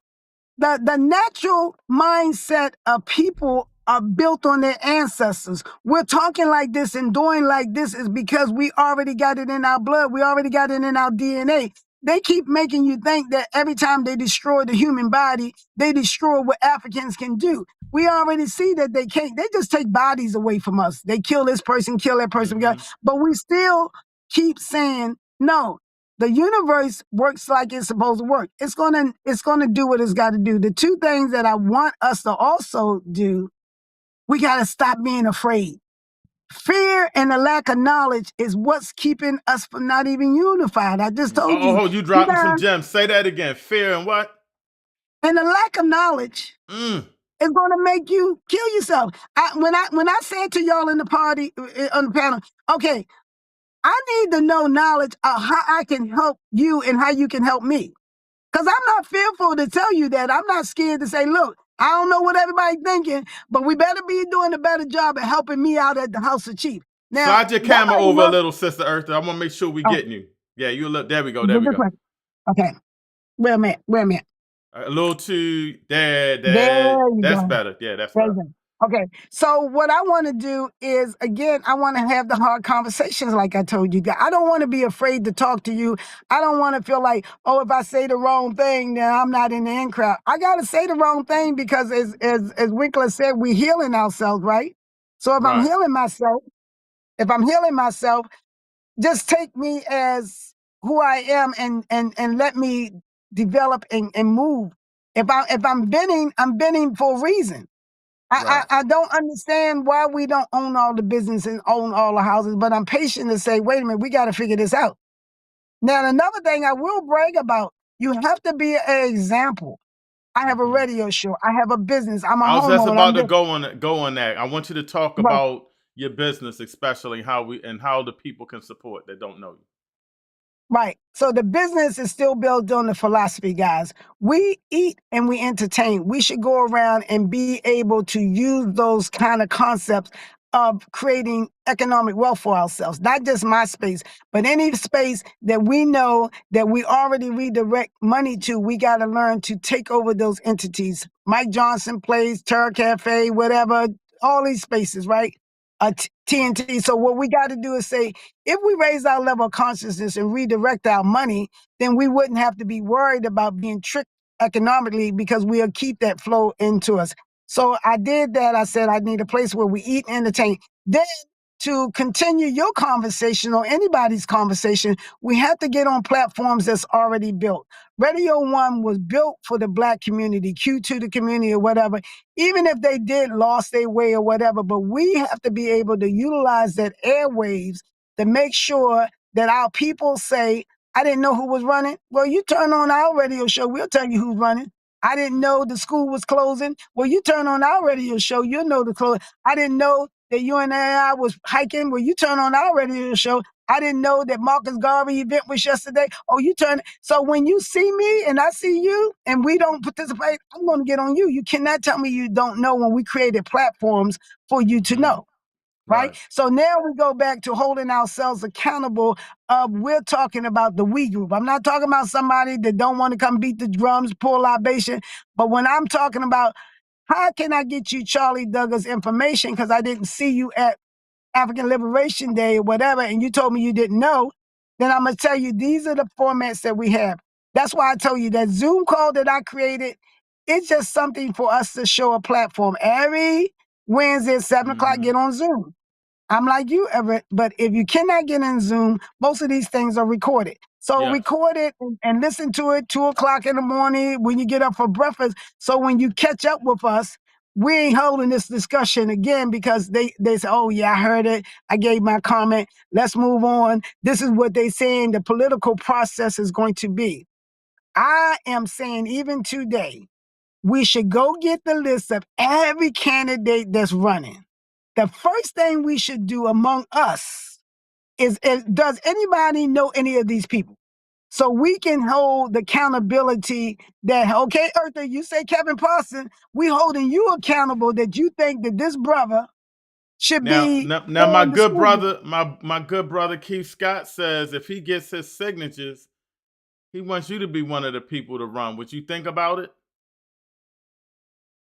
I'm always running. I told people, okay, just wait a minute. They missed my comment that you read. Let me make my comment clear to you guys. Okay. The first political movement that we have to have is self. I am a leader with no title. I'm the president, the secretary, whatever. In my block, when I was running, the people in my block called me Councilman Harris. You got to have people have a mentality because when you lose, you making people think that you're not having the position. Now, like he said, is he talking about whether we're going to get that seat? Then the process that he's saying, yeah, let's learn it. Let's go get all the signatures and whatever. Because if we playing the game, he's saying this is how we're going to win the game. We're going to have our own party. We're going to have our own signatures, whatever. But so many people have did that. Sheila Dixon had signed in ballot and she lost, right? Because she knew to play the game, but she didn't win the game. So all I'm saying to you guys is that we have to become the we. We got to get in the locker room like everybody and say, guys, we can play, but can we win? Right. We can pick you know what they even said? If we pick the weakest city council community and just get that one person in. See, what they do, they make you think that if you in district 2, 3, whatever, that's not have anything to do with me. But if I'm a city council person with an agenda, the lower property taxes, tell it to all of the people so they can call their cousins and whoever to say, look, I need you to vote for Miss Harris over there in the 12th district. They don't even do that. They don't even teach you that you should learn, like I tell you, everybody that's on that ballot, if you know somebody, I don't care if you live in Jersey, you should call the people in Baltimore and say, look, I got a candidate down there. I need you to see what I'm saying? That's how they separate us. They make us think that all those 13 people that sit in that council seat is going to get your agenda done. No, get one person in there, and then you pressure the other 12 people to vote whatever agenda that y'all sent me down there to do. Sister And another Eartha. strategy. Go ahead. One more strategy. Go ahead. One more strategy, guys. The reason why we need an agenda, if you ever seen the political process, they have 50,000 things coming through they want you to vote on. I would love to see a picture that every time something come through that ain't on our agenda, oh, should gay people get married? And I'm just gonna fold my hands. Cause it's like, that's not our agenda. Right. And that's not, but see, that's why they make you run around with bushfires. No, pay attention. I only need you, Eartha Harris, to be very clear. We need you to vote for this. We need you to stay focused because you got to study and you got to reach across the aisle and you got to talk to these people and say, look, all roads lead to the collegiate school for boys. The gentleman, he got upset because he was like, oh, y'all ain't talking about the sheriff and y'all ain't talking about this person. No, all roads lead to the collegiate school for boys. Because if we stay focused on the agenda, you can win. Yes. Right? So they get us out there with one bucket of water and you running around trying to put out 50 bushfires. So that ain't gonna work for us either. But go ahead. That's all I had to say. Agenda first. No, I appreciate you. On this last note, just let everybody know where your business is at, and how they can get to your radio show. Okay, check this out. On June the 10th, we need all of you guys to come out. I'm gonna have all of the radio shows come out and pull ourselves together. We're going to use it as a get out the vote rally. So on June the 10th at 4603 York Road, show up. We even asking you if you're running as a candidate to show up, because that's going to be a foundation that we can take control over. We present our media to you guys. We show you guys that we will control the narratives just like they control the narratives, because you can be on everybody's show talking about whatever you're going to talk about. That's how we can make an impact. So WOLB 1010 on June the 10th at 4603 York Road, and it will be from 5 p.m. to 8 p.m. Come out and join us. Sister Oh, Eartha Harris. Go ahead. But I have Get it my in. own personal radio show, guys, that Yes. you Yes. again can be a part of every Saturday. Every Saturday, 1 to 2 on WOLB. It's called the Tight Knit Radio Show. I would love for people to come in as a guest, a speaker. So again, we record that so we can put out the information. When people miss it, we can just share the information. And they can call and they don't got to actually come to the studio, right? Yes, thank you. And you can call in 410-481-1010. All the WOB programs, keep your radio on 1010 AM. And then as each one of us come in, you all can join conversations by calling in at 410-481-1010. Join those conversations, dialogue. And the biggest one is Carl Nelson, Al Sharpton, and Larry Young. So they're all on talk radio. And it's very important for we have as many people call into those shows because they're national. But mine is just basically local, but we still all together. Sister Eartha Harris, Okay. I appreciate you. Thank you for joining. And you know you're welcome anytime you want to get something off your chest. Okay, I'm gonna put a notification. You gotta show me how to ding ding and subscribe and all that, because we still dealing with the 66-year-old. I might look young, but I gotta catch up on technology, guys. All No, right? I got you covered. I appreciate you. Have a good one. Race first. Appreciate you. Okay, race first. All right, that was our Queen Sister Eartha. It's not too late if you guys want to jump in. This is a very passionate conversation. I'm going to get caught up on all of the comments because, y'all are hitting me up. And again, do me this favor, and I know you guys are probably resting right now, getting tired, but if you still on and about, hook a brother up. You know, we need to get that like button going. Hit that like button. It doesn't cost nothing. You know what I'm saying? It's free. Hit the like button. Let's get everybody out here to support us. In fact, do it even harder. Bang it. Kill that like button. Let's get the algorithms up. Let's let our people know that we are here. My man, that's what I'm talking about. And if you're on UNIA Rock Media, please subscribe to the YouTube. And of course, Real Truth to Power if you're on YouTube. Hit that subscribe button. It is very important to get that information out. So what I'm going to do, Brother Cliff said his power went out. So hopefully he can come back by the time I get finished the comments. Uh-oh. We got trouble. We got trouble.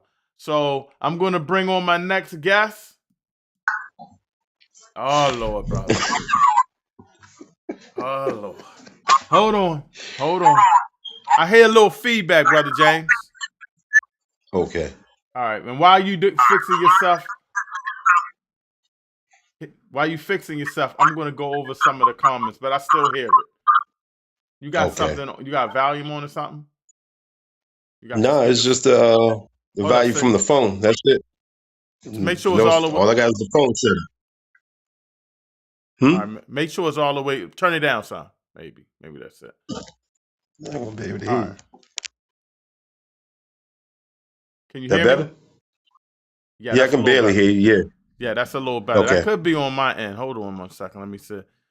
All right, family. We got the first vice president of the UNIA Baltimore division. Hold on real quick, Brother James, and good God Almighty, let me get caught up on some of these comments real quick. Thank you, family, because I want everybody to feel like they can be a part of the show. Now I hear it again, though. I hear it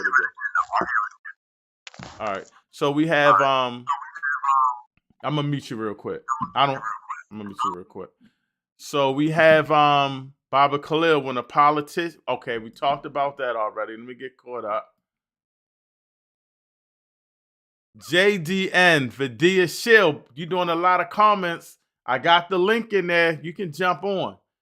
The fight is already taking place, sir. I talked about that already. Okay. Baba Ori, I talked about that. Baba Dawn. Is it true that Republicans don't support demands of all, but the difference is, unlike Democrats, Republicans aren't the ones demanding for the black people? That is true. I agree there.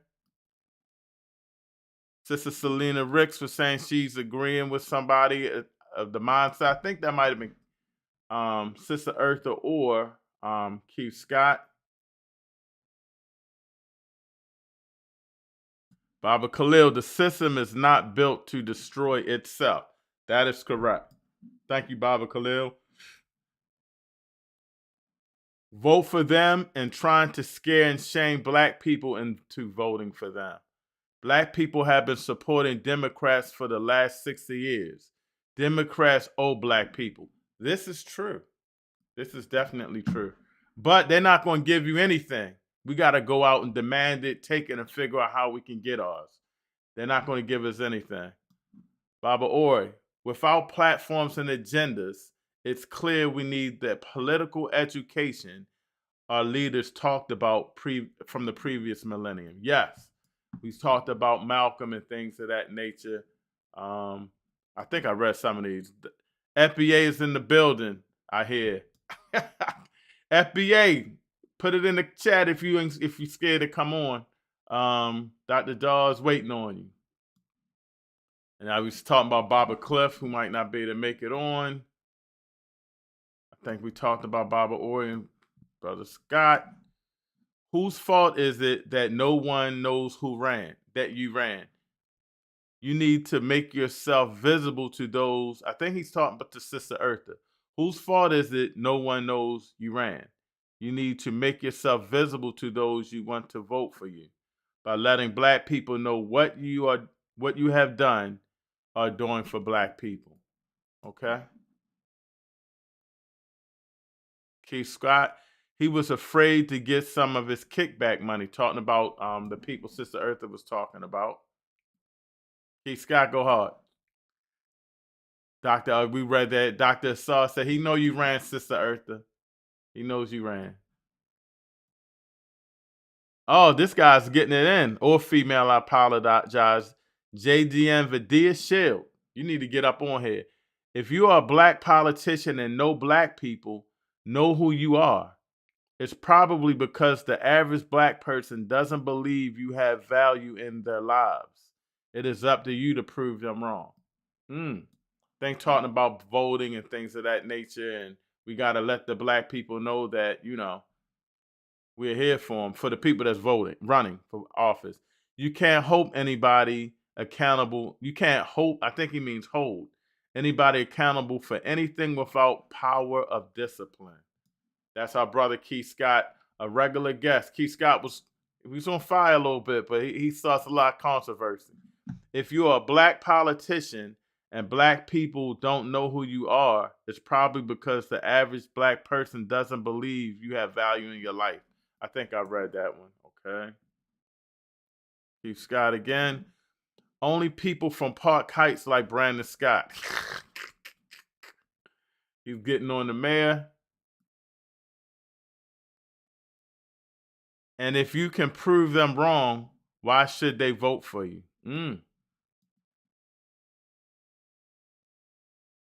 There is an entitlement mindset among Democrats, both black and white. Y'all think black people owe you a vote while those black people suffer and don't see you as valuable. I got a question though. Are you a Republican? Vidya Shield, are you a Republican? You saying y'all and Democrats, but are you a Republican? It's your job to convince them. It's not their job to convince you of anything, okay? This is the Sister Eartha. No, ma'am. Most young black males who get locked up are locked up because of poverty and economic deprivation of resources, being deprived of resources. It has nothing to do with what you said. You got to come on if you want to be bold with these statements. Power is always taken. It is never given. That is true. Nobody's going to give us anything. The President General and the First Assistant President General always say, no one's coming to save us. And I'm starting to steal that line of Jack for everything. Telling people to show up, and then I tell you what you're showing up for is a Democrat strategy that hasn't worked for black people. So why are you telling black people that? This must be FBA, maybe a Republican. Baba Ori, woo. Young black representatives are not perfect. However, when white nationalism come after our young people, whoever and wherever they are, I understand our youth should not be deserted, be them mayors, state reps, or whatever. I am unable to sit idly by watching white nationalism destroy our young representatives. White nationalists developing culture, destroying black political representatives, BEOs, who include African communities at the minuscule level. We're great enthusiastically critics, perhaps not so enthusiastic supporters. That's well said. He's pretty much saying that, we can criticize our mayor, but we don't support them like we should when they come after him. I'm summing that up, Baba Orr. You can't fight the system, but together we can change it. That is true. Great discussion, Brother Everett. Of course, I got this topic from you, by the way. Baba Ori said this is warfare. Sister Eartha ditto. He's agreeing with Sister Eartha. This woman acts like the same people she's saying we need to have money for before we go to them aren't the same people who make sure black communities stay economically starved. That's well said, but I'll say something about the woman. She came on and showed her face and spoke. So you got a lot of comments. You need to come on. Don't be scared. Don't be a Twitter gangster. Don't be a Twitter gangster. Selena Ricks, Sister Selena's agreeing with her. Also saying start a credit union. And I remember the President General of the UNIA was looking into starting a credit union. We actually had passed out some information about it. So that may be something that we need to talk about at convention. Just, have them talk about where we at with that. Books by Claude Anderson that every Black American should read. I have all his books, by the way. Black Labor, White Wealth, Powernomics, A Black History Reader, yes. And 101 Questions Never Thought to Ask. That is excellent commentary. Yes, Dirty Little Secrets. It's Dirty Little Secrets about Black history. It's Heroes and Other Troublemakers, More Dirty Little Secrets, and Black History, It's Heroes in itself. Almost there, Brother James. Thank you, family, for hanging on with me. I want to make sure that when you come and I get to you, the reason we don't own the businesses and houses in the neighborhoods is because we are specifically targeted for economic starvation. An immigrant and an illegal alien can come over here and get what we cannot.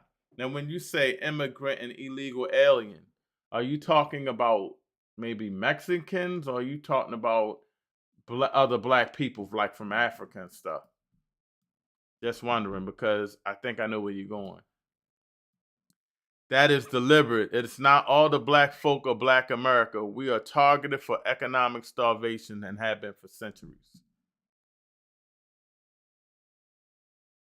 Perrin J. Mitchell demonstrated how politics can benefit our communities, from taking dollars to effective leadership in the black community. And that is true.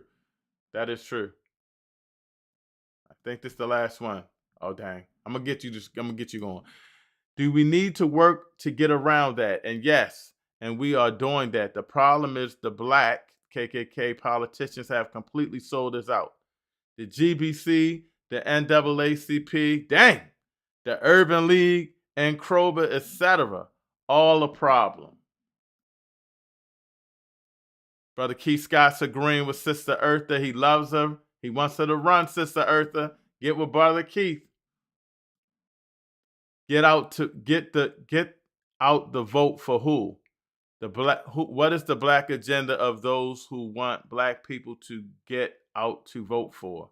So I think they're saying, what's the black agenda? Sister Selena said, you are awesome, Sister Eartha. Shout out to us, Sister Eartha, strong black queen. Dr. Asar Winkler, you are an excellent host. I appreciate you, brother. I'm just trying to hold up to you and your up and coming powerful podcast with those great numbers you have. Baba Ori, race first all the time, race first. Sister Eartha, thanks for the invite. Meet us June 10th at the House of Chiefs located at 4603 York Road, 5 to 8 p.m. And listen to her radio show Saturday, 1 to 2 on WOLB, 1010 a.m. Call her, join the conversation. And Brother Bill, he said, the last comment, the system is destroying itself. A divided system won't stand. Even Lincoln said that. And as the Civil War came about in the 1800s, we are close to another Civil War in the 2000s. And the system is destroying itself, even with its current intent to destroy us. Wow. Brother Cliff. Holy smack, Brother Cliff. This is currently an effort to build a black worker-led independent political party, the Eugenian People's Progress Party, UPP. The other thing is for us to establish a black or pan-African agenda for every locality where we exist in large numbers. We have trouble with this because we resist even looking at the black agenda documents that have been built. Gary, Indiana, 1972, the year I was born. National Black Independent Political Party. Black Left Unity Network Freedom Manifesto, 2016. Maryland Pan-African Agenda, 2017. PLM Race First Agenda Convention, 2025. We say the Democrats take us for granted, but the Republicans abuse us, so we blindly follow one or the other, or descend into apathy and helplessness, instead of building our own Pan-African agenda. It's up to our organizers and activists to model the unity we want to see in our people and build the Pan-African agenda so we can get away from the apathy and propaganda, Brother Cliff. Almost there, Brother James. You should know better than to do that disingenuous, dishonest talking point where you say you must be a Republican. Just because I criticize Democrats. I was just assuming. I apologize. I was just assuming. I'm asking pretty much, are you a Republican? Because I don't hear you criticizing the Republicans. That's why I said that. You on the Democrats, but you're not saying anything about criticizing the Republicans. That's what I'm saying. I have to get myself out to. I don't have to get myself out to get my name recognition, and it's your fault to not find out who the people are that represent your interests. So Sister Earth is saying you need to get out and find out who's running. Feel good, and I agree. Nearing Civil War. This is what I want you to talk about, Brother James. And are they willing participants? Those are civil rights organizations. And this is from Rock Media. The issue is we never truly followed the teachings of Booker T. Washington and Marcus Garvey. We need more black people involved in the UNIA. Ashe. We keep talking about, let me hold that real quick. Let me put that back on the screen. We keep talking about how we need to organize and how we need to come together with a plan and how we need to do this and how we need to do that. You know why I don't like going to those meetings, but I always go? Because we already have it in the UNIA. We already have the economics and stuff like that. But when we come around, we get people feel a certain way. Like, this was one of the greatest platforms and organizations for our people. And we still here and we actually re-energized. This is one of the best times to be a member of the UNIA. And all black people are actually members. You know, you have to get involved in your government that we have and the things we doing. And the best way to do that now is to get your dues together and come on to the Baltimore convention, where the UNIA convention will be August 19th to the 23rd. Meet people from all over, representatives, and let's get it in. You know, stop trying to rebuild something without looking at what we have first. Look at what we got first. You know, we got a constitution, we got aims and objectives that people are still trying to recreate. And I'm like, we already got this. So look into your government. Don't just be involved in it. You can be a part of more than one organization. It's okay. I'm part of more than one organization, but I'm a Garveyite. I'm a member of our government. Thank you for that, Pan-African First. Drop your name in the chat. I may know who you are. And you are up. I'm caught up. Thank you, family, for holding on for me. I can bring on my guests. I got a little behind. Sister Eartha was flowing. And I hope I read well because I don't have my glasses on. How did I do, Brother James? Oh, let me unmute you. Hopefully anyone got no feedback. Hold on. Can you hear me?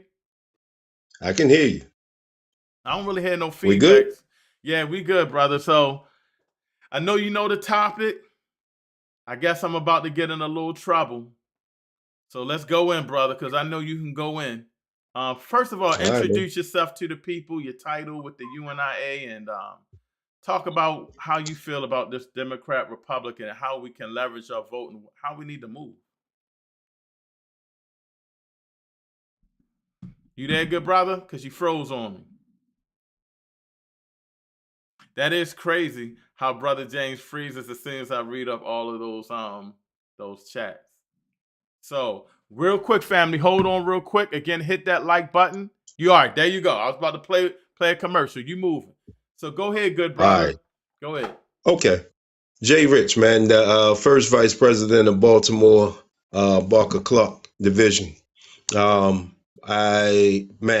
you was reading those comments, man, I was making a list. I was writing down, you know what I mean, all these little talking points down that people went through, man. But I think before we get into anything, you know what I mean, about whether... You blanked out, Brother James. You blanked out. What I'm going to do is come back in. Family, I'm going to play a quick commercial break. All right, there you go. There you go. I was about to go to commercial. There you go. You know what it is? I was trying to go to Message of the People and read a passage from Message of the People, because if we really want to get down into politics, then we have to go back to the roots, you know what I mean, to our roots, when we actually held power and people that look like us actually represented us. So we have to go back to the early 1900s with Marcus Garvey. And the first thing, and one of the things that he said in our principles is that if you live in a city, then blacks as a whole should live in close proximity as they possibly can. Yes. And in that proximity, you need to buy up as much property as you possibly can. You need to hold as much political power as you can in that vicinity as you possibly can. And what's happening now, right in front of you live, is that they are doing this gerrymandering, where they are breaking up, you know what I mean, the districts where blacks hold the majority. So again, before we even get into whether you're Democrat or Republican, let's just break down some basics, you know what I mean, of politics. So when you have a group that's saying, you know, we're going to do this, we're going to break this group up, we're going to take away the leverage that this certain group has by changing the district maps. So everybody is all up in arms because one group wants to change the maps and everything to take away power. But you watch the other group stand there idly, not looking to make bills to make this illegal, so that you won't have to keep worrying about it. So then if they want to get power over there, they can go over there and they can do whatever they want to do, and we can do what we want to do. The fact that we don't focus, like Sister Eartha was saying, we lose focus because we get pulled away and drawn away by so many other different things or whatever. And you forget, like, man, you know, there's a whole black community that sits right behind Horseshoe, that sits right behind, you know what I mean, the Raven Stadium, that sits right behind, you know what I mean, where the Orioles play, where's the money from all that taxes going? Is it going into, because honestly, as soon as you come in, all them schools off of Russell Street, you know what I mean, in that whole little area, they should be the best schools in Baltimore. Look at the tax base they have. They got a casino. They got two stadiums right there. That's before we even get to the taxes that they're getting from the hotels and all the bars. They should have the best schools in the city, if not the best schools in the state. Absolutely. But we get caught up in, Brandon Scott did this, or this person did that, or Trump is doing this, Trump is doing that, this person is doing that. And somebody was like, you want to know who the candidates are? If you want to know who the candidates are, which I always find funny, is watch the debates, because they'll tell you who the other person is. They'll actually tell you who the other person is. And the other person may or may not deny some of like the accusations that go on. They'll expose them and tell you how much money they stole. They'll expose you. You know what I mean? Watch the debates. And then at the end of the debate, and you feel as though, oh man, I need to pick this person over that person, then you're a fool. Because they're both corrupt. And they're showing you how corrupt they are. And all they're doing is asking you to do is to vote for the one that's lesser of the corrupt. Lesser of the two evils. Anytime you want to get ready to go and vote, look around in the room. So the next time you go to one of like these debates and you go to one of these meetings, look around in the room and you ask yourself, did I see any of those candidates here? When I'm out here passing out food, did I see any of those candidates here? Not when it's voting time, but on their time. When you're doing a clothes drive, or when you're trying to raise money, when you're trying to stop a school from being closed, ask yourself, where was that politician? I didn't have to call him because he was already involved. He was already here. He sends his kids to this school, so he's involved. His kids ain't in a private school. His kids in a public school. His kids go right here. That's how you know if that person is genuine. Because if they only show up when it's time to vote and tell you that, oh, we're going to do this, we're going to do that. What's the Lord saying, Big E? You know what I mean? If you keep doing something and you keep getting the same results, that's a sign of what? Weakness. Of insanity. Oh, yeah. Straight insanity. You keep voting for these people and you know that they lying to you. They lying right to your face. And you know they lying to your face, and you turn around and you continue to vote for them. And and I don't mean like they in for like 1 term or 2 terms. These people be in office for 10, 20, 30 years. They retire politicians. You know? All on your back. All on your vote. That's and they the go link and they to do join. stuff Sorry, right Brother in front James. of your face. Hold up, Brother James. That's the link to join, and it should be in the chat. I put it in the chat as well. Go ahead, good brother. Go ahead. Be flowing. Okay. She made that beautiful statement. People don't sell out, they're pulled out. Oh, that was that's beautiful. And I'm stealing that. Man, when you look at, and this takes me, the first thing that I thought about was the Black Caucus. And sadly enough, hold on, because, wait a minute. Hold on. My good brother Haki supports that Black Caucus. Watch out, brother. I want them coming for you. Watch out now. All right. Hit me up. Go ahead. When people talk, they talk to the crowd that they're looking for. So if they're coming in and they're not saying anything that you want to hear, they're not doing the things that you want done, then that group doesn't represent you. They represent the people that donate to them. Now, I don't care if you're a libertarian, if you're an independent, if you're a Republican, if you're a Democrat, you're going to go where the money is. Yeah. Just like you do when you go look for a job, you're going to go where the money is. A politician goes where the money is. So until your community, either you raise up somebody in your community to look out for your community, or you're going to have to pay somebody to look out for your community. Facts. And if you're not paying them, they're not even paying you any attention. And that's real. You can come up with the numbers, you can come up with anything else that you want to come up with, but if you're not coming up with the dollars, they don't represent you. When we talk about politics, we got to talk about the Koch brothers, the people that own Coca-Cola. We got to talk about the people that own Walmart, the people that own Amazon. Money talks. How do you think Amazon is taking over so many different places in Maryland and don't pay taxes in Maryland? Mm. Walmart has all these big stores and they employ so many people, but they don't have any full-time employees. So all just about, 80 to 90% of their workforce is still on public assistance. And it's $1 billion company. It's $1 billion industry. Money talks. No doubt. Money talks.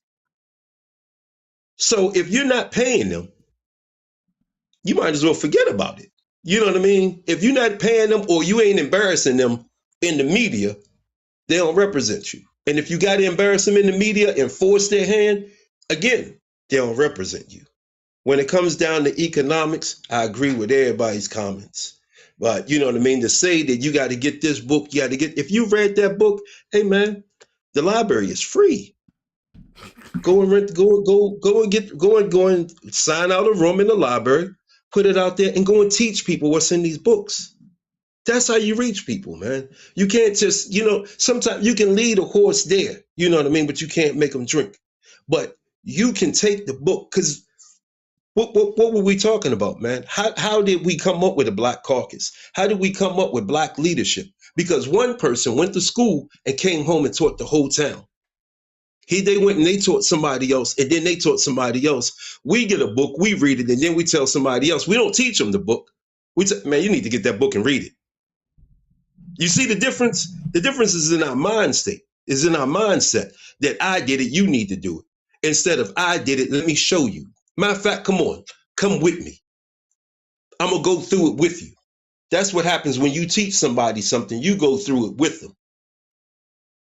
So economics has to be taught. It can't be just like a book, you know what I mean, that we suggest somebody have. It has to be a book that we teach to somebody. Somebody that's willing to go and teach somebody else.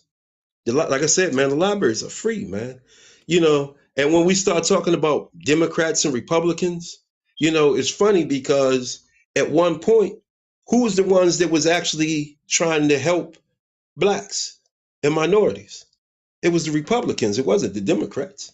It was the Republicans. And then they had this so-called Southern switch, whatever this BS is that they call or whatever, whereas nobody represented us. We got to the point where nobody represented us. They came in, they smiled in our faces. They said, we're going to do this, we're going to do that, but nobody actually represented us. And I'll argue, you know what I mean, today that nobody still represented us, represents us. I mean, look at the city council. Look at the mayor. Look at the governor. Easy. The only time you ever seen, James, only time you ever seen the governor come walking down Park Heights. Uh-oh. When the only time you ever seen the governor come walking down Park Heights was when he was sitting there talking about how the crime went down. And he had all his bodyguards around him during the daytime. And drive your car, man. Come and park your car over here, man, on Fleet Street. When they breaking in the cars, they not even breaking in the car. They just smashing windows. Come and park your car, not the city car, not their car. Park your own personal car there. Well, you see, that's where you come down to putting your money where your mouth is. Hold your thought real quick, because I want to just elaborate on a couple of things you said. Like you said, when you're talking about reading a book, it's Marcus Garvey makes sure that all of his members, when you join the UNIA, you have to learn so you can teach. In the 5% nation, they say that 85% are deaf, dumb, and blind. 10% have knowledge, but they don't share it. And the 5%, Garvey's always saying you got to be the 5%. So you can't just come into the UNIA and not learn. You got to learn because we have to teach. You have to learn about economics. You have to learn about businesses. You have to learn about all of our teachings, diplomacy, how to act, how to carry yourself. In a leadership training, you have to do orientation and learn about the history of the UNIA. You got to learn math in the UNIA and how to read and stuff like that. It is very serious. It's not hard, but it's very serious to make sure you take care of your studies. And I like what you said. Like, sometimes we're suggesting these books, but we need our people to get out there and help teach those books. But that is definitely true to make sure that we're being in the forefront to give knowledge to the people that don't know it. You mentioned something. Let me ask you this question. When we were given the 40 acres, and I'm gonna lead into why I'm asking you this question. When we were given the 40 acres and the mule, then they shot. I ain't even saying he was going to give it. I don't even know if Lincoln was going to give it or not. But what party took it away? I think at that time, what was it? It was Republicans and Whigs or something, or Right. um, It's one of them. So um, I was asking that Lincoln was in because the Republican Party, I I was believe. asking it because, it's a lot of people that are like real frustrated with the Democrats, and they saying the Democrats are not pushing reparations, but they're saying Why would they? go exactly. But they're saying go to the Republicans like they're going to give you reparations. And my whole thing Why with would this they? is my whole thing is neither one of these parties are trying to keep us have a black agenda. So they ain't, as long as we're on the bottom, they happy. It doesn't matter if we have black officials, it doesn't matter whoever. It's systematic, and they're not trying to give us reparations because that means we'll get the come up, and they don't want that. They don't want us having power. That's why they destroyed Black Wall Street. That's why they closed the school like the collegiate school for boys and things of that nature. So speak on that a little bit about um how these people are going back and forth like it's a gang war, man. Like all the Democrats are Democrats, and then they'll say nothing about the Republicans or the Republican this and this or that. Like we should trust the Democrats. At some point, when do we say we need to look at both parties and come and say, like, no, this is enough. Neither one of y'all are doing what we need, and we need to get some drastic things done, and we need to unite. Talk about that for me. I hope I made sense. The when you reach the point where you realize that it's just good cop versus bad cop, they both on the same side. I'll give you an example. You said 40 acres and a mule, right? They didn't Mm-hmm. want to give us that. So we went out without the 40 acres and the mule, and we pretty much built almost every city in America. We were successful in until they came and they burned it down.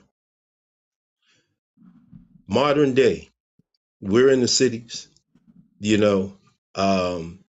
We turn to them, they say, oh, we're going to do this, we're going to make, you know what I mean, make money available for you to be able to start a business, own a home, and do this, and this. We never see it. But you know what we do see?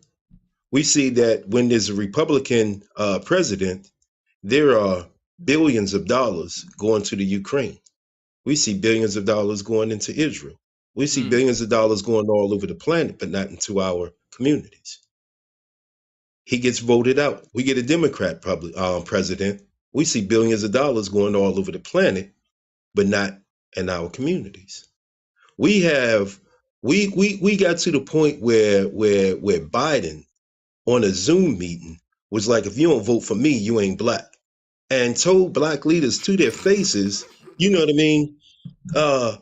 I don't want to hear this nonsense about police reform or whatever it was or whatever, you know what I mean? You need to be worrying about, you know what I mean, these Hispanics about to overtake you.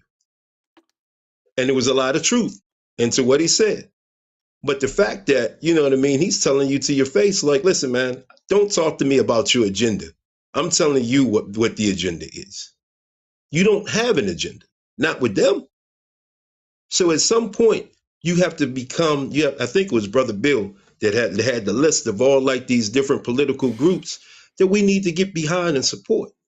We need to vote these people into your city council. You need to vote these people into your municipalities. That's the only way that you actually begin to get leverage, is on the local level. And from the local level, you move them up. But you have to make sure that you take care of them, that you protect them when the media comes after them and everything else. Because if not, guess who's going to come knocking at their door? Google's who's going to come knocking at the door like, hey, look, man, we're trying to build a data center. I'm going to slide you, you know what I mean, blah, blah, blah. I need you to push this data center through. They're going to come and be like, hey, man, I need this. Here's some money, man. Go ahead and make sure that this agenda works. And that's what happens. The so-called this bill, you know what I mean, that's going to give you money back on your utilities. It's like $12 a month. It's $120 in a year. You're getting $12 back each month, and it doesn't start until 27. This is from a billion-dollar industry. The person that's on the utility board also took $40,000 from the utility companies. So who is it that's going to stop them from raising your utility bill? He's taking money from them. So when I say money talks, and you have to buy a politician, either you're going to have to grow a politician in your community and protect them, or you're going to have to buy one. So if you want your politician to be Pan-African, then you have to pick a Pan-African person to run and represent you. He has to already be in the room, not be invited in the room, but he also has to already be in the room because he's a part of you. He's a part of your group. Hold on real quick, Brother James and Brother Ori. I'm going to bring you in with Brother James. So hold tight because I want y'all to build off each other too. I want to just stay caught up on these chats because we're getting it in tonight. A sellout goes where the money is. Those who truly love black people do not and cannot tell who a man is by what he defends. Anyone who says money talks is telling you who they are.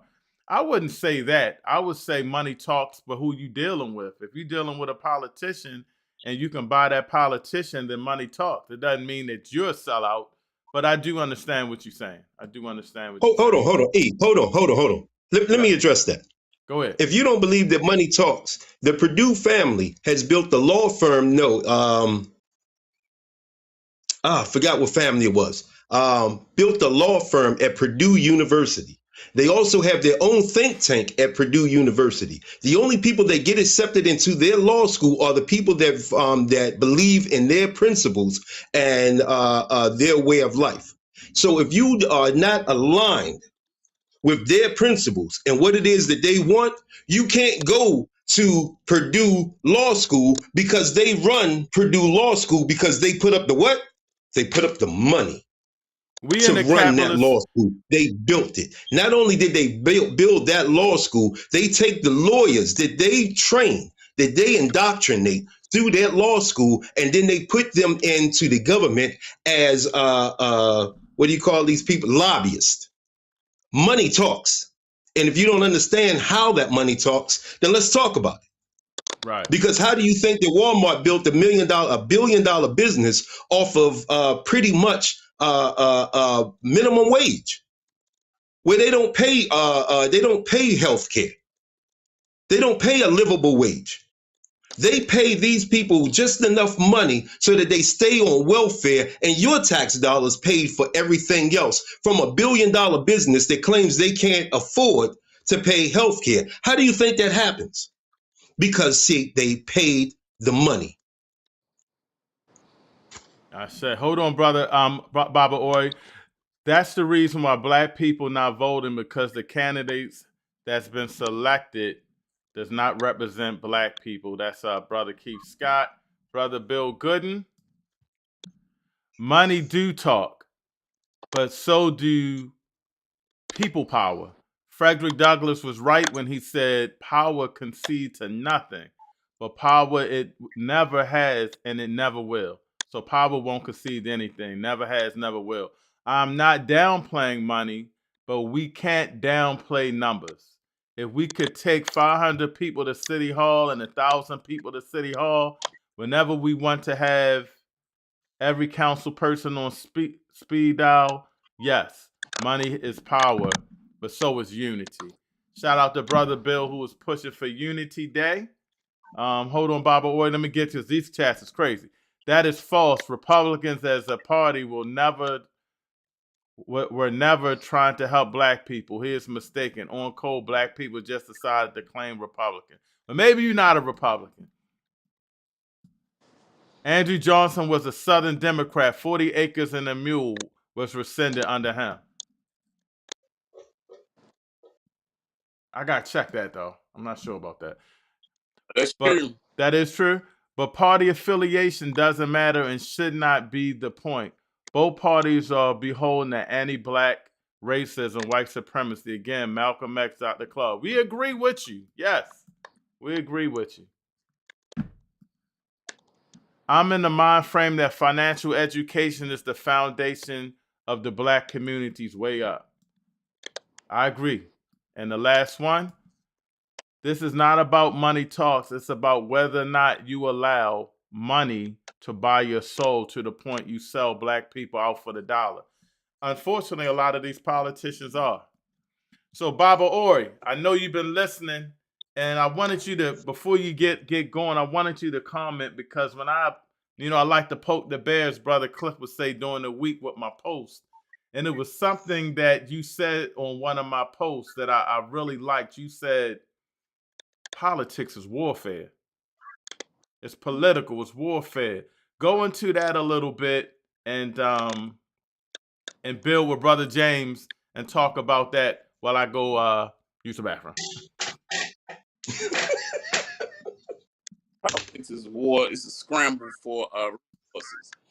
Johnson was a Democrat, and Lincoln vice president, and the one who rescinded the 40 acres in the Mule idea.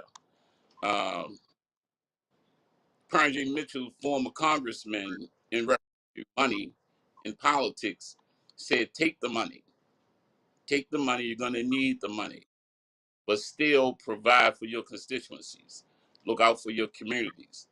And we think that Carnegie Mitchell was honorable in that regard and in that context. And so, moving forward, and today, I think we have real issues like with mixing theory with reality. I concur 100% that both parties care zero about us. But at the same time, today, when we need resources for schools, primarily uh, employment, we need resources to live, period. Until we come up with our own party, we're going to have to deal with these people, you see. And right now in Baltimore, we have Democratic administration. Um, Young brother, some of us think he's doing a good job um, because one of our priorities is Black life.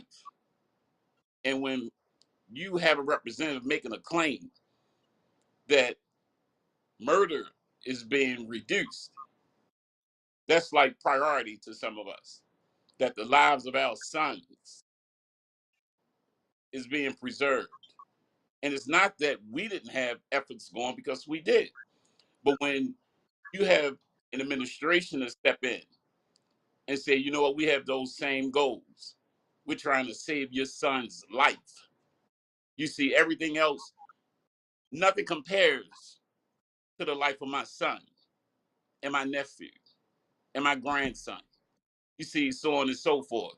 And so when they begin to come after somebody like a Brandon Scott, we think they're coming after him because he's saving the lives, perhaps, or helping to save the lives of Black men, Black males, Black women in our communities. And so we can talk theory all day long.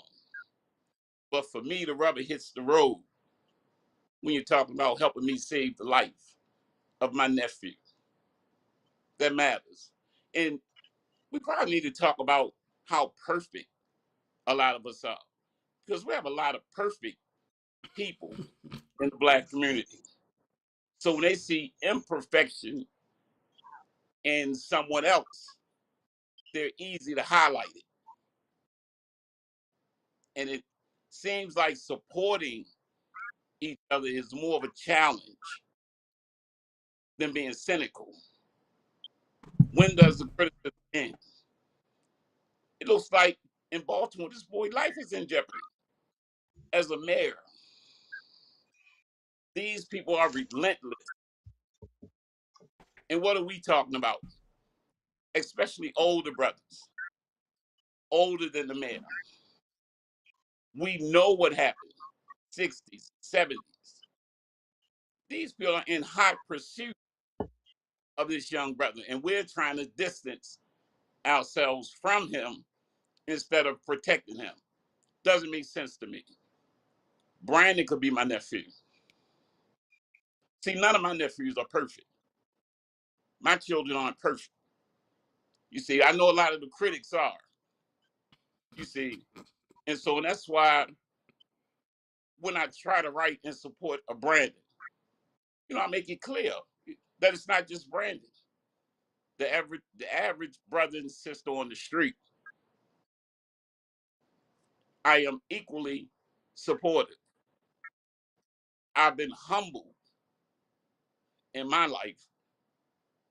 You see, so it's easy for me to now support and care for family, community, so on and so forth.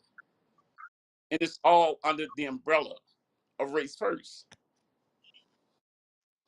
Let me ask you this, brother Ori, because you know, I think our community is so becoming more that I see divided on which way we should move politically. What are some and brother James, you can veggie back with brother Ori off of this when he finishes.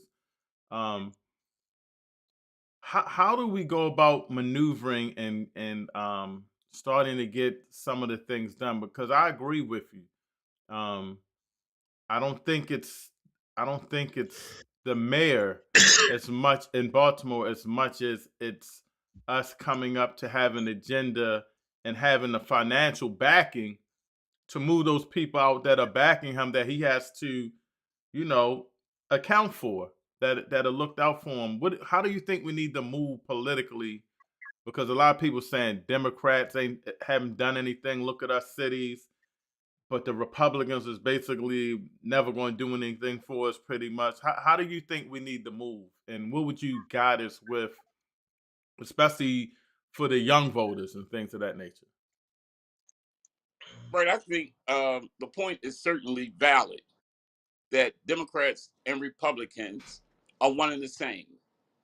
You see, but that doesn't stop us from participating in this process. So, until we first of all have an understanding for agendas, uh, until we have an understanding for agendas in our own independent party, we're gonna have to deal in reality in terms of what's going on now. You see, I think that in terms of politics, we have to continue to educate ourselves and our community. This is from Malcolm. He said we don't know what politics is supposed to do in our communities. And anytime we're having races and we don't have a platform or an agenda fit to candidates, that's a strong indication that these people are trying to participate, don't really have an idea of what's going on. But that doesn't mean that the representative can't still protect these people's interests. You see, because they can. I think it's top priority that we understand that our young people are the essence. You see, and that when we're able to communicate effectively to them and teach them how this political game is played, because that's all it is. It's a political game, Mm-hmm. but it's a dangerous game. And it's a dangerous game because your federal government, your state government don't want to see you come up, if you will. And oppression is as real today as it was 160 years ago. The opposition or those people haven't changed not one iota. That's why it's so important for us to understand Neely Fuller in the code. And the first thing we got to do is stop killing each other and stop fighting each other and stop arguing and bickering with each other all the time. Save that energy for them. You see, but when we're able to reduce the murders, this is like a new day. It's like something is on the horizon and we're not waiting for it. It's beginning already.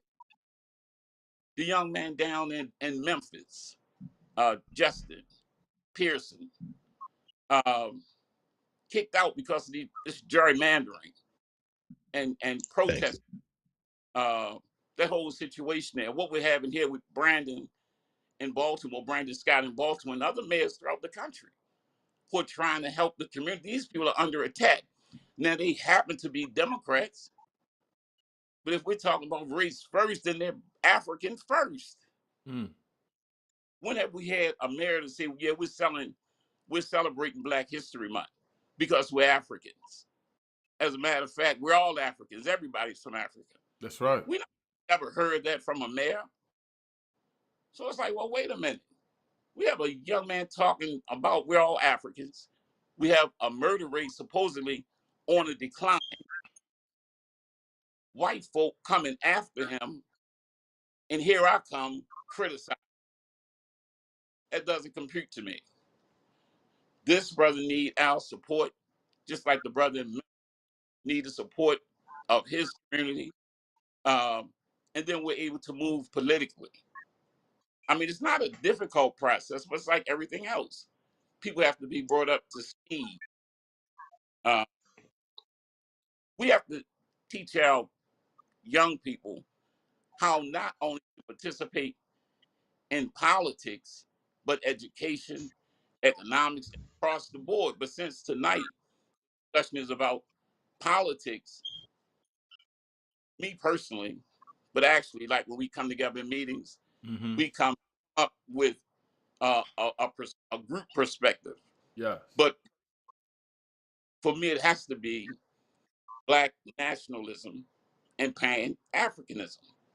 I don't think we're going to make any serious inroads until all of our representatives are Pan Africanists and Mm. Black. That's race first for real. That's right. That's What's right. more important?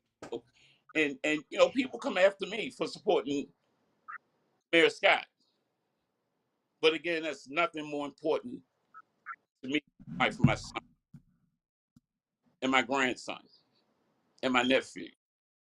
You see, and your son and your grandson and your nephews. Nothing more important than that. Black But life. before you go, James, I may want to switch the subject. I'm gonna let you go, and then brother, or you can go, and I'm gonna need you guys to help me tell this of what's going on. What because we're talking about protecting, and I'm always on a panel with my good young brother Davon Love from A Beautiful Black Struggle, and he called out Yeah. one of our brother politicians, brother Sean Stinnett, for supporting. What is the sister's name? Not a sister, but what is the lady's name? Oh, That and 41st. I forgot um her. Um, she's a and Jewish lady, brother James, and she was the one that was like having one of the candidates tapped or something. You know about this story, Baba Ori?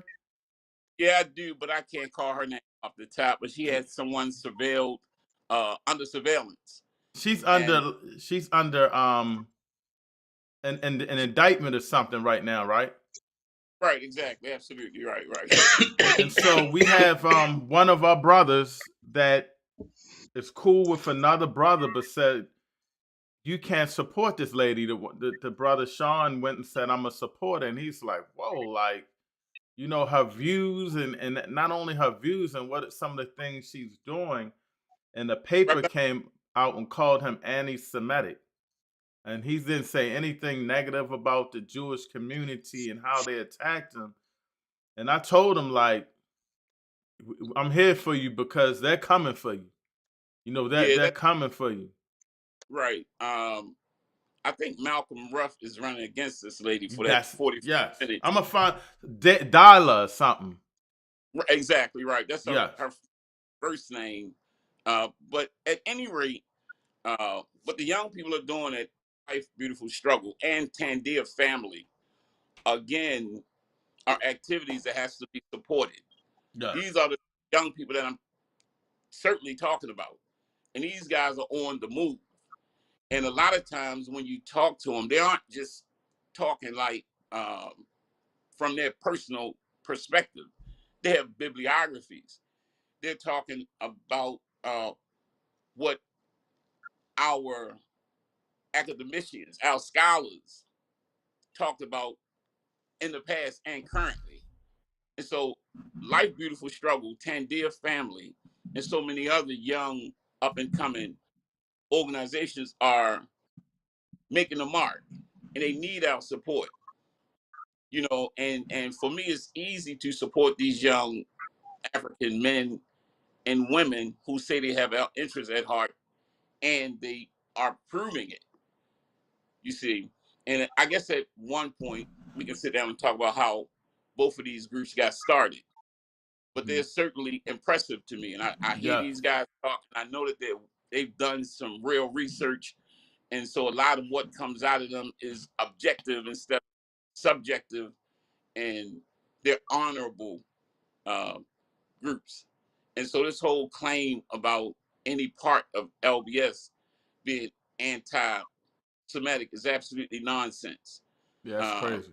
But this is how these people do when they see any kind of growth, anything. They don't want us to have anything. They don't want us to have anything. And so when Davon Love, LBS, Brother Miles, Elijah Miles begin to make progress in communities at any level, they're coming after us. They're coming after us. And that's what I mean when I say politics is war. But we are equipped to deal with these people. A lot of it is a matter of academia, just having the information so that when they come at you, you're able to sustain yourself. You see, but as we know, these people are also apex killers. Bullets say that when we're really effective, they coming for our lives. You see, that's something to really ponder. Dr. Neely Fuller was like 94 when he died. He transitioned. And he said they never came for him because he wasn't so effective, if you will.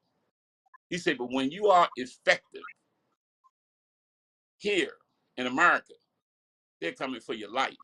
And that's something that we don't deal with, but what we need to deal with and make these people who are supposed to be congressional representatives ask the question, why when we see real black development, you come for our people's lives? Fred Hampton wasn't supposed to die like that. You see, and this whole thing about our leadership, they were always involved. You see, and so Shout out to Brother Marua. I be going to people sometimes and they acting like Asians. I call people William O'Neill. He said all these Asians they William O'Neill. That's the guy that got him. But what do you think about what? Are you aware of what that case, Brother James? And what do you think about what Baba Ori said? I'm not, but man, brother, man, I love hearing you speak. I love when I see you in meetings, man. You're so smooth with it, man. You're so casual, man, and you're gifted with your whole delivery, man. Hold on, real quick, James. Hold on, Baba Ori, what high school did you go to? Carver. And hold on, Sister Eartha. Didn't Sister Eartha go to Carver as well? Yes, she did. God, Carver High, baby. Go ahead, brother. Let's just put that out there. Carver High.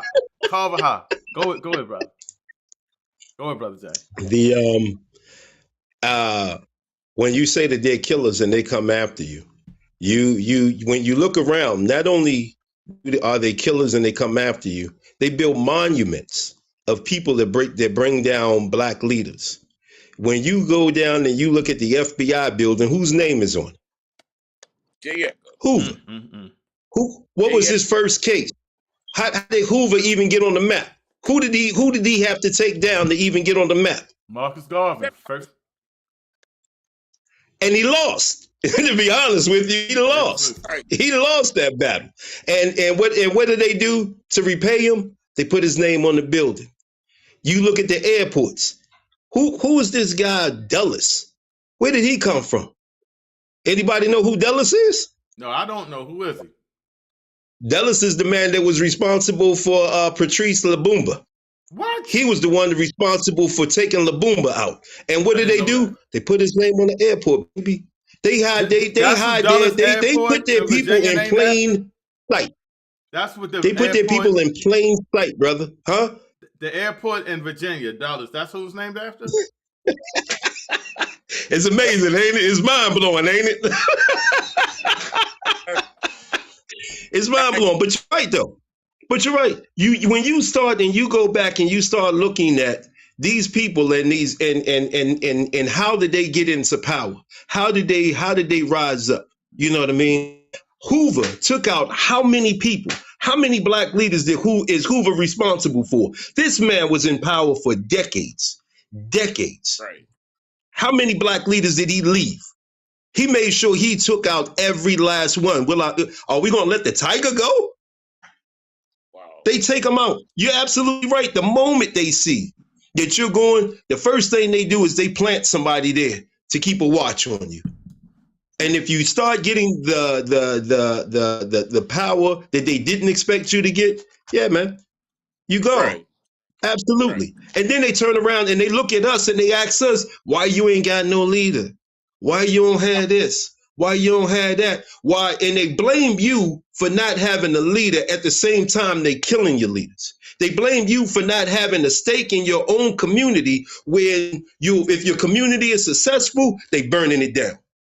If they're not burning it down, they're going to raise the taxes so that you can't afford to stay there. And or they may just build the stadium and then move you right on up and out and replace you like they did in DC. And they took all of those older people that owned all of those homes over there where National Stadium is, and they moved them out.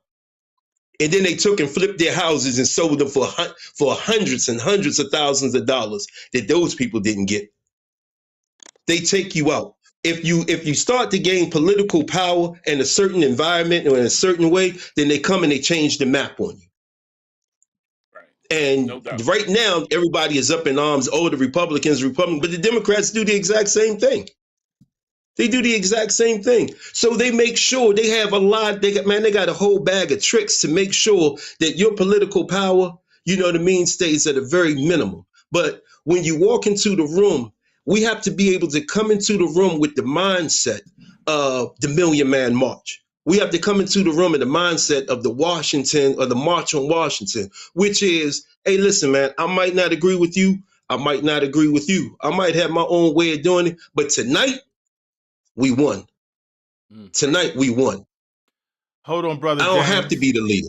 Brother Cliff chimed in. Is Dahlia Otter? The lady that Dahlia. Yeah, exactly. Yeah. Go ahead. I'm sorry. Go ahead, Baba Orr. Yeah, I just wanted to veggie back on what the brother just said. First of all, that information about Dulles and Patrice Lumumba, that's profound. That's a jewel piece of information, and it's certainly appreciated. And one of the psychological things, and hopefully Dr. Dahl might weigh in on this, is that when it's the goal of J. Edgar Hoover to make sure we have no black leadership, no head in the community, and then our own community say, we don't need another Malcolm X. We don't need another Harry. I mean, we don't need another Dr. King. We don't need another Fred Hampton, Stokely Carmichael. We don't. How psychologically damaging is that? Our people have been played when we say things like that. Every community needs relationship, and needs leadership, and we're in dire need of leadership. And in the absence of leadership, you know what we do in the hood? We devise our own way. That's right. We set up our own rules, house by house, because we don't see anybody credible who could advise us otherwise. And if we don't come up with our own plan, then we are diminished.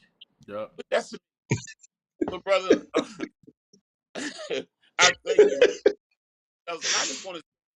A couple of weeks ago, Brandon Scott dedicated, and it may have been symbolic, one of the roads to Tupac Shakur. And we have streets named Lafayette Avenue. The city is named after some Lord Baltimore. But decades ago, Eartha used to talk about Baltimore City as Harriet Tubman City. You see, and it matters. These names that are everywhere, they matter. Dulles man, we passed like this protest stage, but whatever it takes to get that mess down. Patrice Lumumba, and we have Dulles Airport. Man, we vet this information, and no, y'all got to change this. Can't tolerate it. Not in any. Uh, if we're moving in a meaningful way, things like that has to at least be challenged. We have to teach our children about this stuff. We can't allow Yeah. them to grow these kind of spirits lingering over them. You see, so I certainly appreciate that. I'm surprised about that, Yeah, but I think you Yeah. messed me up. Dr. Dawes said, tell Baba Ori, the brother Lawrence Grand Prix, who was on his show, is a major force in leaders of a black struggle. Leaders of a exactly beautiful black struggle. right, right. I got that note, man, and again, I can't say enough about those young people. Um, and I remember that a group of them, I think, started at Towson University years ago. But even brothers on the street, man, like Jonathan at Cashland, a business owner, um, go out of my way to support brothers like Life's Beautiful Struggle, Tandir Family, the owner of Cashland, and these young brothers that are doing progressive stuff. They need our support. All the way down to pre-K, they need our support. Pre-K is loaded with jewels. I mean, man, damn, you see our future, and you see where they can be if they're nurtured properly. Man, they had I might get off the topic a little bit, but they had a fire drill today, and pre-K went outside with no coats on and didn't complain once. Mm. You see, but these are our youth, man, and I think that it is our obligation to make sure they grow up healthy and can do whatever they want to do in life. You know, it's our responsibility to impart Pan-Africanist thought, Black liberation thought into our people. It's a couple of other nationalities and, little places, and you see them, they seem to be straight in terms of who they are. Like they'll have a boxing match and they'll call the Mexican boxers Mexican warriors. I've been watching pro boxing since the 60s, and I haven't seen a match where they call two black fighters two black warriors. You see? So we have to deal with this thing across the board, and we can do it, man. Our people are ready. The young men in the street are bored. They're ready. The young ladies are ready. But we don't have any leadership. So everybody's just doing their own thing. Brother Cliff was saying, prevent the rise of the Black Messiah, COINTELPRO. He was talking about, Hoover going against Marcus Garvey. He Right. also said, John Foster Dulles and Alec. This is crazy. I did not know this. This is the beautiful thing. Like I keep telling them, it's not my show, it's our show. And people just dropped. Jay Rich, you just dropped that gem. That's crazy. I did not know that. Oh my You know how I God. found out about it? One day I just looked up like, man, who in the world is Dulles? And why is this airport named after him? Because the land that the airport is on, I think they took from us as well. And I looked it up just to see who it was. And sure enough, this dude is connected, man, paying off people to get to kill the Boomba. Him and is it Kissinger? I might be wrong about Kissinger, but Kissinger was another very dangerous guy. Very, very dangerous guy. You ain't want to be in the room when Kissinger walked in and you said no. You ain't lived too much longer after that. Kissinger was an animal, man. But yeah, man, we have to come together, man, with the same mindset that we have to put aside, because honestly, what you want is the same thing I want. What E want is the same thing I want. Most of the people making these comments, oh man, we all want the same thing. We may say it, we may express it in different ways, but we all want the same thing. And as long as we're scattered and we keep looking over, you know what I mean? You looking over into your neighbor's yard, thinking like, man, this dude don't want to do this. This dude don't want to do that. You look at your other neighbor, this dumb dude, and they looking at your yard saying the same thing because we don't communicate. We don't come together to realize like, hey, man, yeah, nah, man, we all want nice grass out here. You know what I mean? And I got into this big thing. I got into this argument with my cousin last night about black. He was asking me about James Harden. I'm like, James Harden's this black dude, man. Nah, he got to be from here. He got to be from here. I'm like, what difference do it make?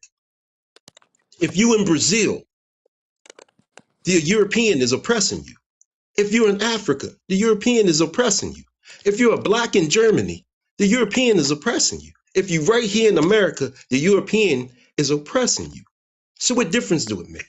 We all going through the same oppression. We're all going through the same struggle. Just because we're going through it in different parts on the map doesn't mean that the struggle is any different. They withheld education, and they withheld technology, and they withheld, you know what I mean, the advancement of many different things from the continent, from a whole continent, just so they can control them. And you don't think that they would do the same thing here to us? You look around and you tell me what it is that you have in your house that a black man or a black woman did not have a hand in inventing, if they didn't invent it themselves. When you go to the doctor's office, you tell me what procedure are you having done, from your cataracts to your open heart surgery to your brain surgery, that a black doctor didn't have something to do with. When you're talking about a blood transfusion, when you're talking about somebody storing your blood, that a black doctor didn't have something to do with. But they oppress that, and they oppress us to make us think that we ain't worth anything, to the point now that we believe that we ain't worth anything. So you can hear it in our music. You can see it in the TV shows. People are surprised when I tell them I never watched The Wire. Not one show, not one clip, never watched The Wire. I grew up in that. Why do I want to see it? I grew up in that. You know how many people I still know from high school that didn't go to jail, that ain't dead? From the stuff that you watching on The Wire that you think is beautiful, you think is glamorous, they all in the ground. You know I'm not what hurt watching me? this show. Not to cut you off. You know what hurt me? This scene was shot so lovely too. And I can't remember how it went, but it was like some kids or somebody talking, or it wasn't even kids or something. And the person was eating a bag of chips, and they just dropped the chips on the bag on the ground when they was done with it. And I was like, damn. Like, that's some things that, you know, I've seen so many times, and you don't magnify it, but it was so simple, but it was like magnified. And it's like, it just hurts sometimes to watch that, but it's a beautiful show because it's reality. Dr. Dawes saying the trauma around leadership is really bad. I spoke to it yesterday when people started saying we don't need panelists at the unity conversation. Rather, it just needs to be an open convo. Dr. Dawes, I think he's running from Sister Eartha, so that's why he ain't come on. Him and Brother Cliff. Because as soon as Sister Eartha popped on here, Brother Cliff bounced. I'm just messing with y'all. And Brother Cliff said Kissinger and Nixon had Charles Salvador Allende killed and his country overthrown on September 11th, 1973. That's crazy how they do us. It's just crazy. Yeah, It's I just gotten crazy. the whole book on Kissinger, man. That dude was an animal, man.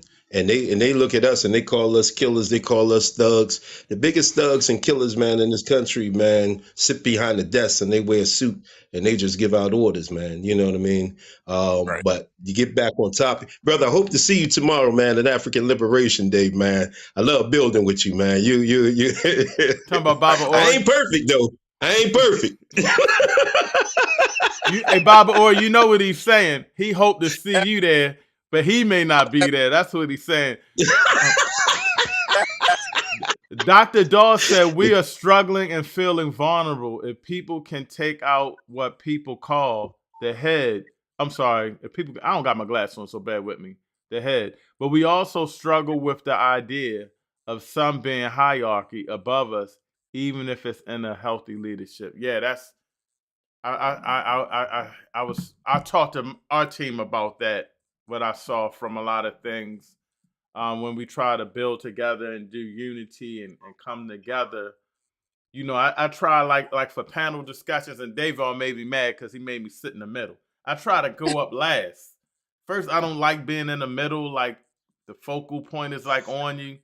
I kind of like to go into those things humble. I don't like to be in the middle, but sometimes sometimes I think people are trying to get their agenda across, and their everything that they have to push instead of just focusing on the teamwork. We got a lot of work, but we got a lot of great people that's trying, and that's why we got to push it. That's why we got to push it.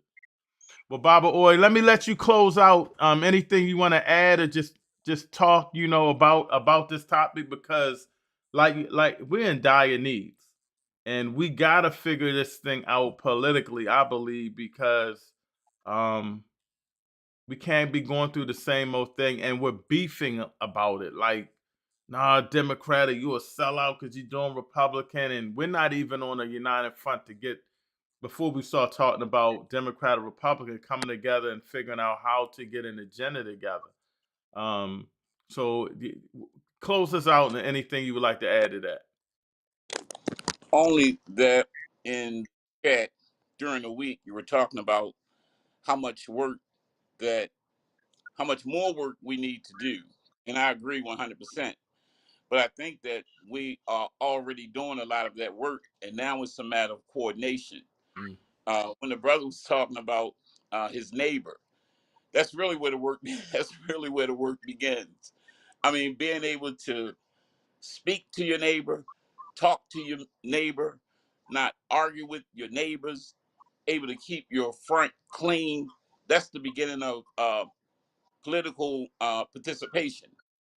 Because when our neighborhoods are cleaner, we're more invested in ourselves. You see, but when we start talking about politics and then what's happening, and I'm breaking away a little, but in the international community, we don't have a voice because our Congress people, our African American Congress people, or Congress people represent African American communities, don't speak to those issues. But in the absence of an agenda or platform, they never will.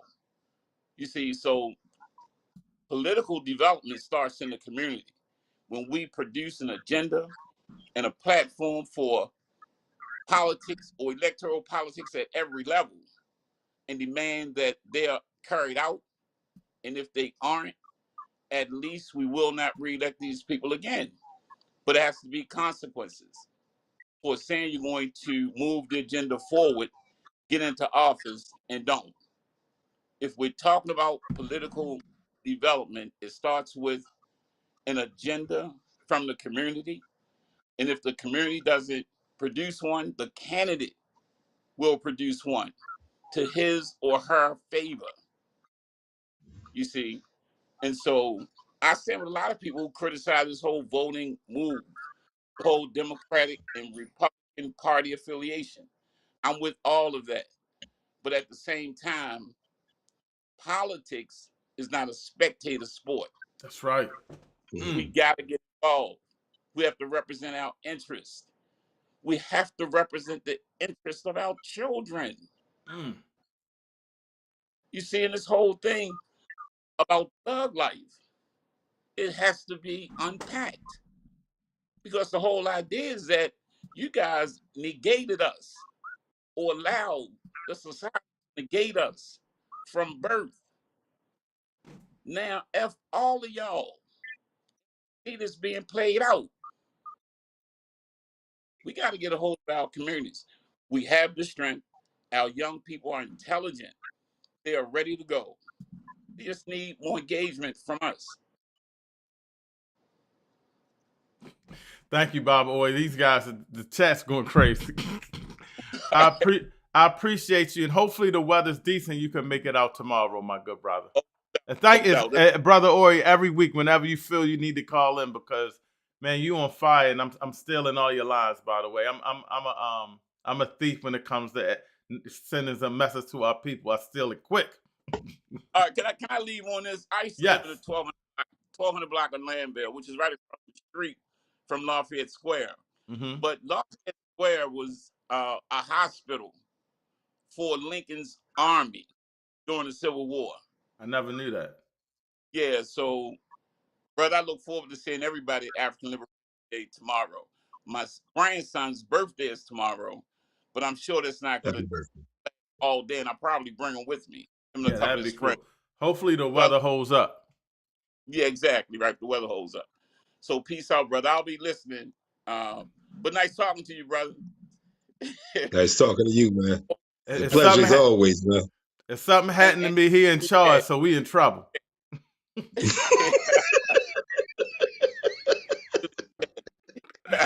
All right, Baba Ori, race first.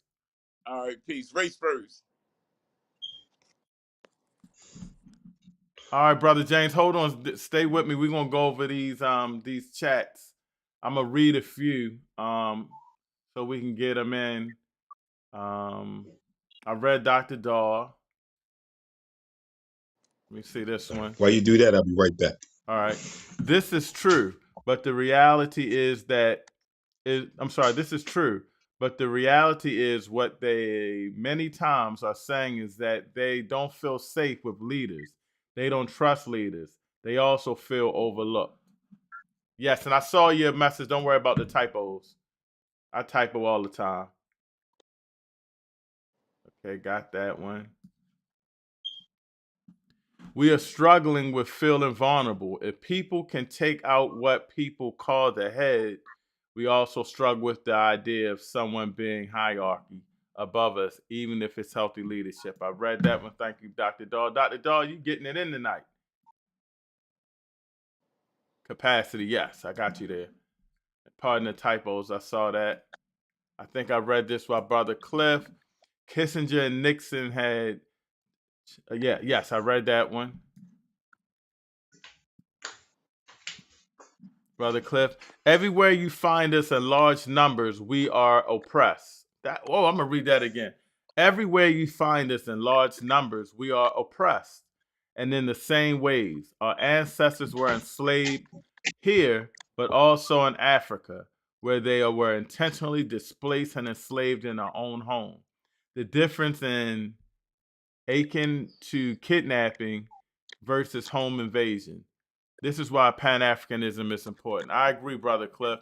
The first thing I always tell when I'm talking about Marcus Garvey, where he traveled at an early age, South America and stuff, and he noticed we were in the same conditions all over.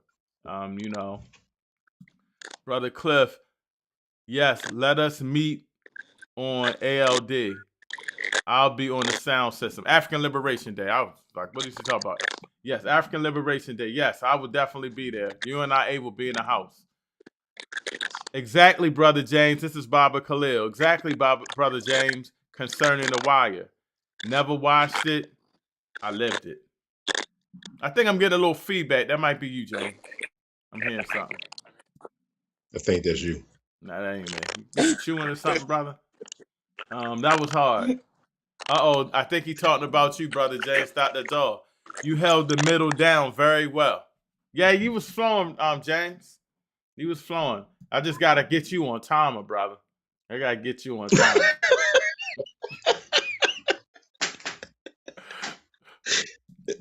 Brother Cliff, you're so big, if you sit on one end of the panel, we'll tip over. I was on the end on Tuesday. I was on the end on Tuesday, so you can't say that. I was on the end on Tuesday, Brother Cliff. Brother James, thank you for that Dully's info. Yeah, that was powerful. For those that don't know, back 5 years ago, when I started the podcast, James was my co-host. He's the main one to say, start it back, man. You got one of the main ones. I'm like, well, we on Friday, and I don't never answer his phone. He always got an excuse. I'm glad he could jump on today. James is wild. And so that's it, good brother. Why don't you close us out get us full circle with this thing. Let me ask you this: how do you think we need to move though? Like, a lot of people been questioning like who we should vote for, how we should move as a political party, and things of that nature. How do you think we should move? What are the steps we need to do going into this new election? I think that we can take, I forgot what the town is, some Midwest town. Um, they didn't want a data center in their community.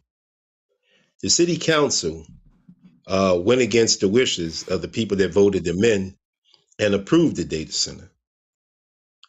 You know what the town did? What? They recalled and voted every last one of them out. Mm. So you want to ask me how we should move? If the people in power are not representing you and doing what it is that you need done, then they got to go. It's just that simple. The reason why they're able to get away and do the things that they're doing is like the brother said, because we're so scattered. Because we all want the same thing, but when we're not hearing each other, you know what I mean? Because you say it in one way, I say it a different way. This brother over here says it a different way. So we think that we're fighting against each other, but we all fighting for the same thing. So why not fight together instead of fighting against each other? Why not fight together? We all want the same thing. We all don't have to be in the front. You know what I mean? And I'll say this honestly, you know what I mean? For you, you know what I mean? Looking at you, and we tell you this all the time, man. We're so happy and proud with the job that you're doing as president of the UNIA Baltimore division. I got the cash app coming to you, brother. That's what I'm talking about. But we don't always agree with what you do. That's right. But we never in public show any disapproval for anything that you do. We never go against what it is we lay down. You be like, all right, we're doing X, Y, Z. Even if we don't agree with, we do it. You know why? Because that's called unity. That's called being able to move together as one to get, you know what I mean, a certain agenda done. We don't have to all agree about how we're going to get it done. We just have to agree that it needs to get done. And that's where a lot of things fall apart. And like you touched on before, we already have an agenda. We have a constitution. We have a preamble. We don't need to keep reinventing the wheel by like, all right, I'm going to go and start up my own group. I'm going to go and start up my own group. And by constantly starting up, ask any business owner. You want to just, you with a high turnover rate, ask him if his business grows. I guarantee it doesn't. You know why? Because he's spending most of his time training people to do a job that somebody else already knows how to do. And it's better that if that person knows what they're doing, then get behind them and let's move forward. Let's stop fighting over, you know what I mean, starting over, oh, I'm going to do this, I'm going to do that. We all looking for the same thing. Let's go. Let's get in the room. Let's sit down, man, and come up with, like the brother said, we need to come up with our agenda, a 5-point agenda, 10-point agenda, a 15-point agenda.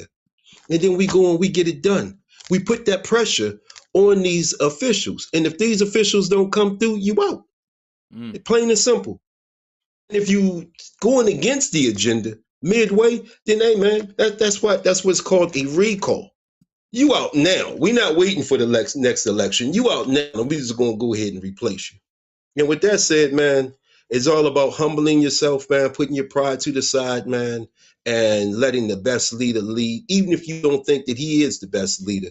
We have to have one person. We have to come in unity, man, and move forward as a group. Like Brother Bill said, you know what I mean? Money is a big part of it, but numbers is an even bigger part of it. And we need those numbers. And the only way we're going to get those numbers is if we stop fighting against each other for the same thing. For the exact same thing. Who don't, like he said, who don't want their street cleaned? Who don't want, you know what I mean? Who don't want, you know what I mean, to be able to go out and sit on your front porch and not worry about getting shot? Who don't want this in their community? Who don't want to drive down, you know what I mean, and not hit like 12 potholes from one light to the next? You know what I mean? Because the utility company that came and tore up the road and nobody is holding them responsible for fixing it. Who doesn't want this in their community? We all want the same thing. So let's come together, man, and just unify under one voice, because that's the thing that they can't break. When we come together, they can't break that. Enforce these people, man, to do what they're supposed to do, and that's represent us. You sound like Race first, brother. Race first. You sound like you're gonna be on the panel discussion at TNAT doing convention. I'm gonna have to get you and Brother Cliff on there. Brother Cliff said, Hey, man, hold on. He said we didn't tip over because when I said I was on the end, we didn't tip over. He said we didn't tip over Tuesday because his fat behind was on the other end. Nah, he crazy. He said, too many of us are stuck in I have the answerism. Building Pan-African agenda. Building a Pan-African agenda. All right, Brother James, I appreciate you. You coming on next Friday. I need you to help me with a topic. This is a powerful show as usual. So, real quick, for all those that's still on, maybe Friday, I don't know. Maybe we won't we'll do a topic, but the game show is back. For those that don't know, I had a game show. It's fun. I got some new templates. And so if you are interested in being, yes, UNIA is coming with a game show that's going to be live. So if you are interested. I got a bunch of people waiting to be on that show, man. Man, so I'm going to hit you up because I'm going to need help with the questions and doing this thing. It'll be a little difficult. But we got the game show. I got everything ready and lined up. So we may, I want to still keep the conversations going, but we may do a little short game show to give people a little mind of what we had. And also, you guys hit me if Fridays are not good for everybody, but they seem to be working out fine, and that gives us time. But Brother James, I appreciate you. And let me close out. Race first. Race first, brother. Race first. All right, family. Thank you again for tuning in to Real Truth and Power. I hope you enjoyed the show. There's a lot of powerful information on there. A couple of people in the chat was going in. Sister Eartha called. She was very powerful. Of course, Baba Ori is always powerful. Thank you to Brother Donald and Brother Keith Scott. Brother Keith's always a part of the show. And again, whenever you want to just come in and say what's on your mind, that's what it's about for us to build and hear what each other has to say. Sometimes we're watching a lot of these podcasts, but we're not allowed to be a part of it. I stay on as long as you guys are ready and willing to jump on. So with that being said, stay tuned. We're about to get the UNIA Rock Media back up and going. But right now, just check my show out on YouTube till I can figure out how to go on there. But we are definitely on the UNIA Rock Media YouTube. I saw people posting from there, so that was great. And so we're working hard just to get the show better. Basically to get it back up to the standards where it was about 3 years ago when I stopped. And thank you for all the support. We're just trying to make this a great conversations and great topics. If it's something you think we can talk about, let it be known. We'll talk about it. And if you want to come in just to promote what you're doing in the community, let's get it in. And most of us are from Baltimore, but if you're from another place, and, come on in. We're trying to make it big and happen. So shout out to everybody. As usual, one God, one aim, one destiny. And we are out like bell bottoms. Race first.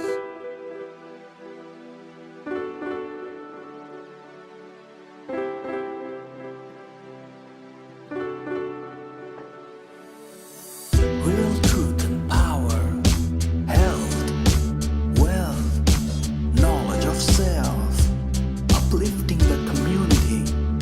Let's talk about it.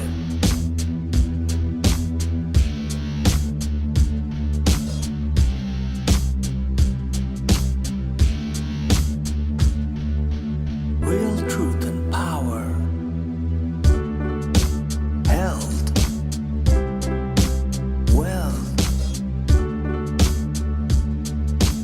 knowledge of self, uplifting the community. Let's talk about it.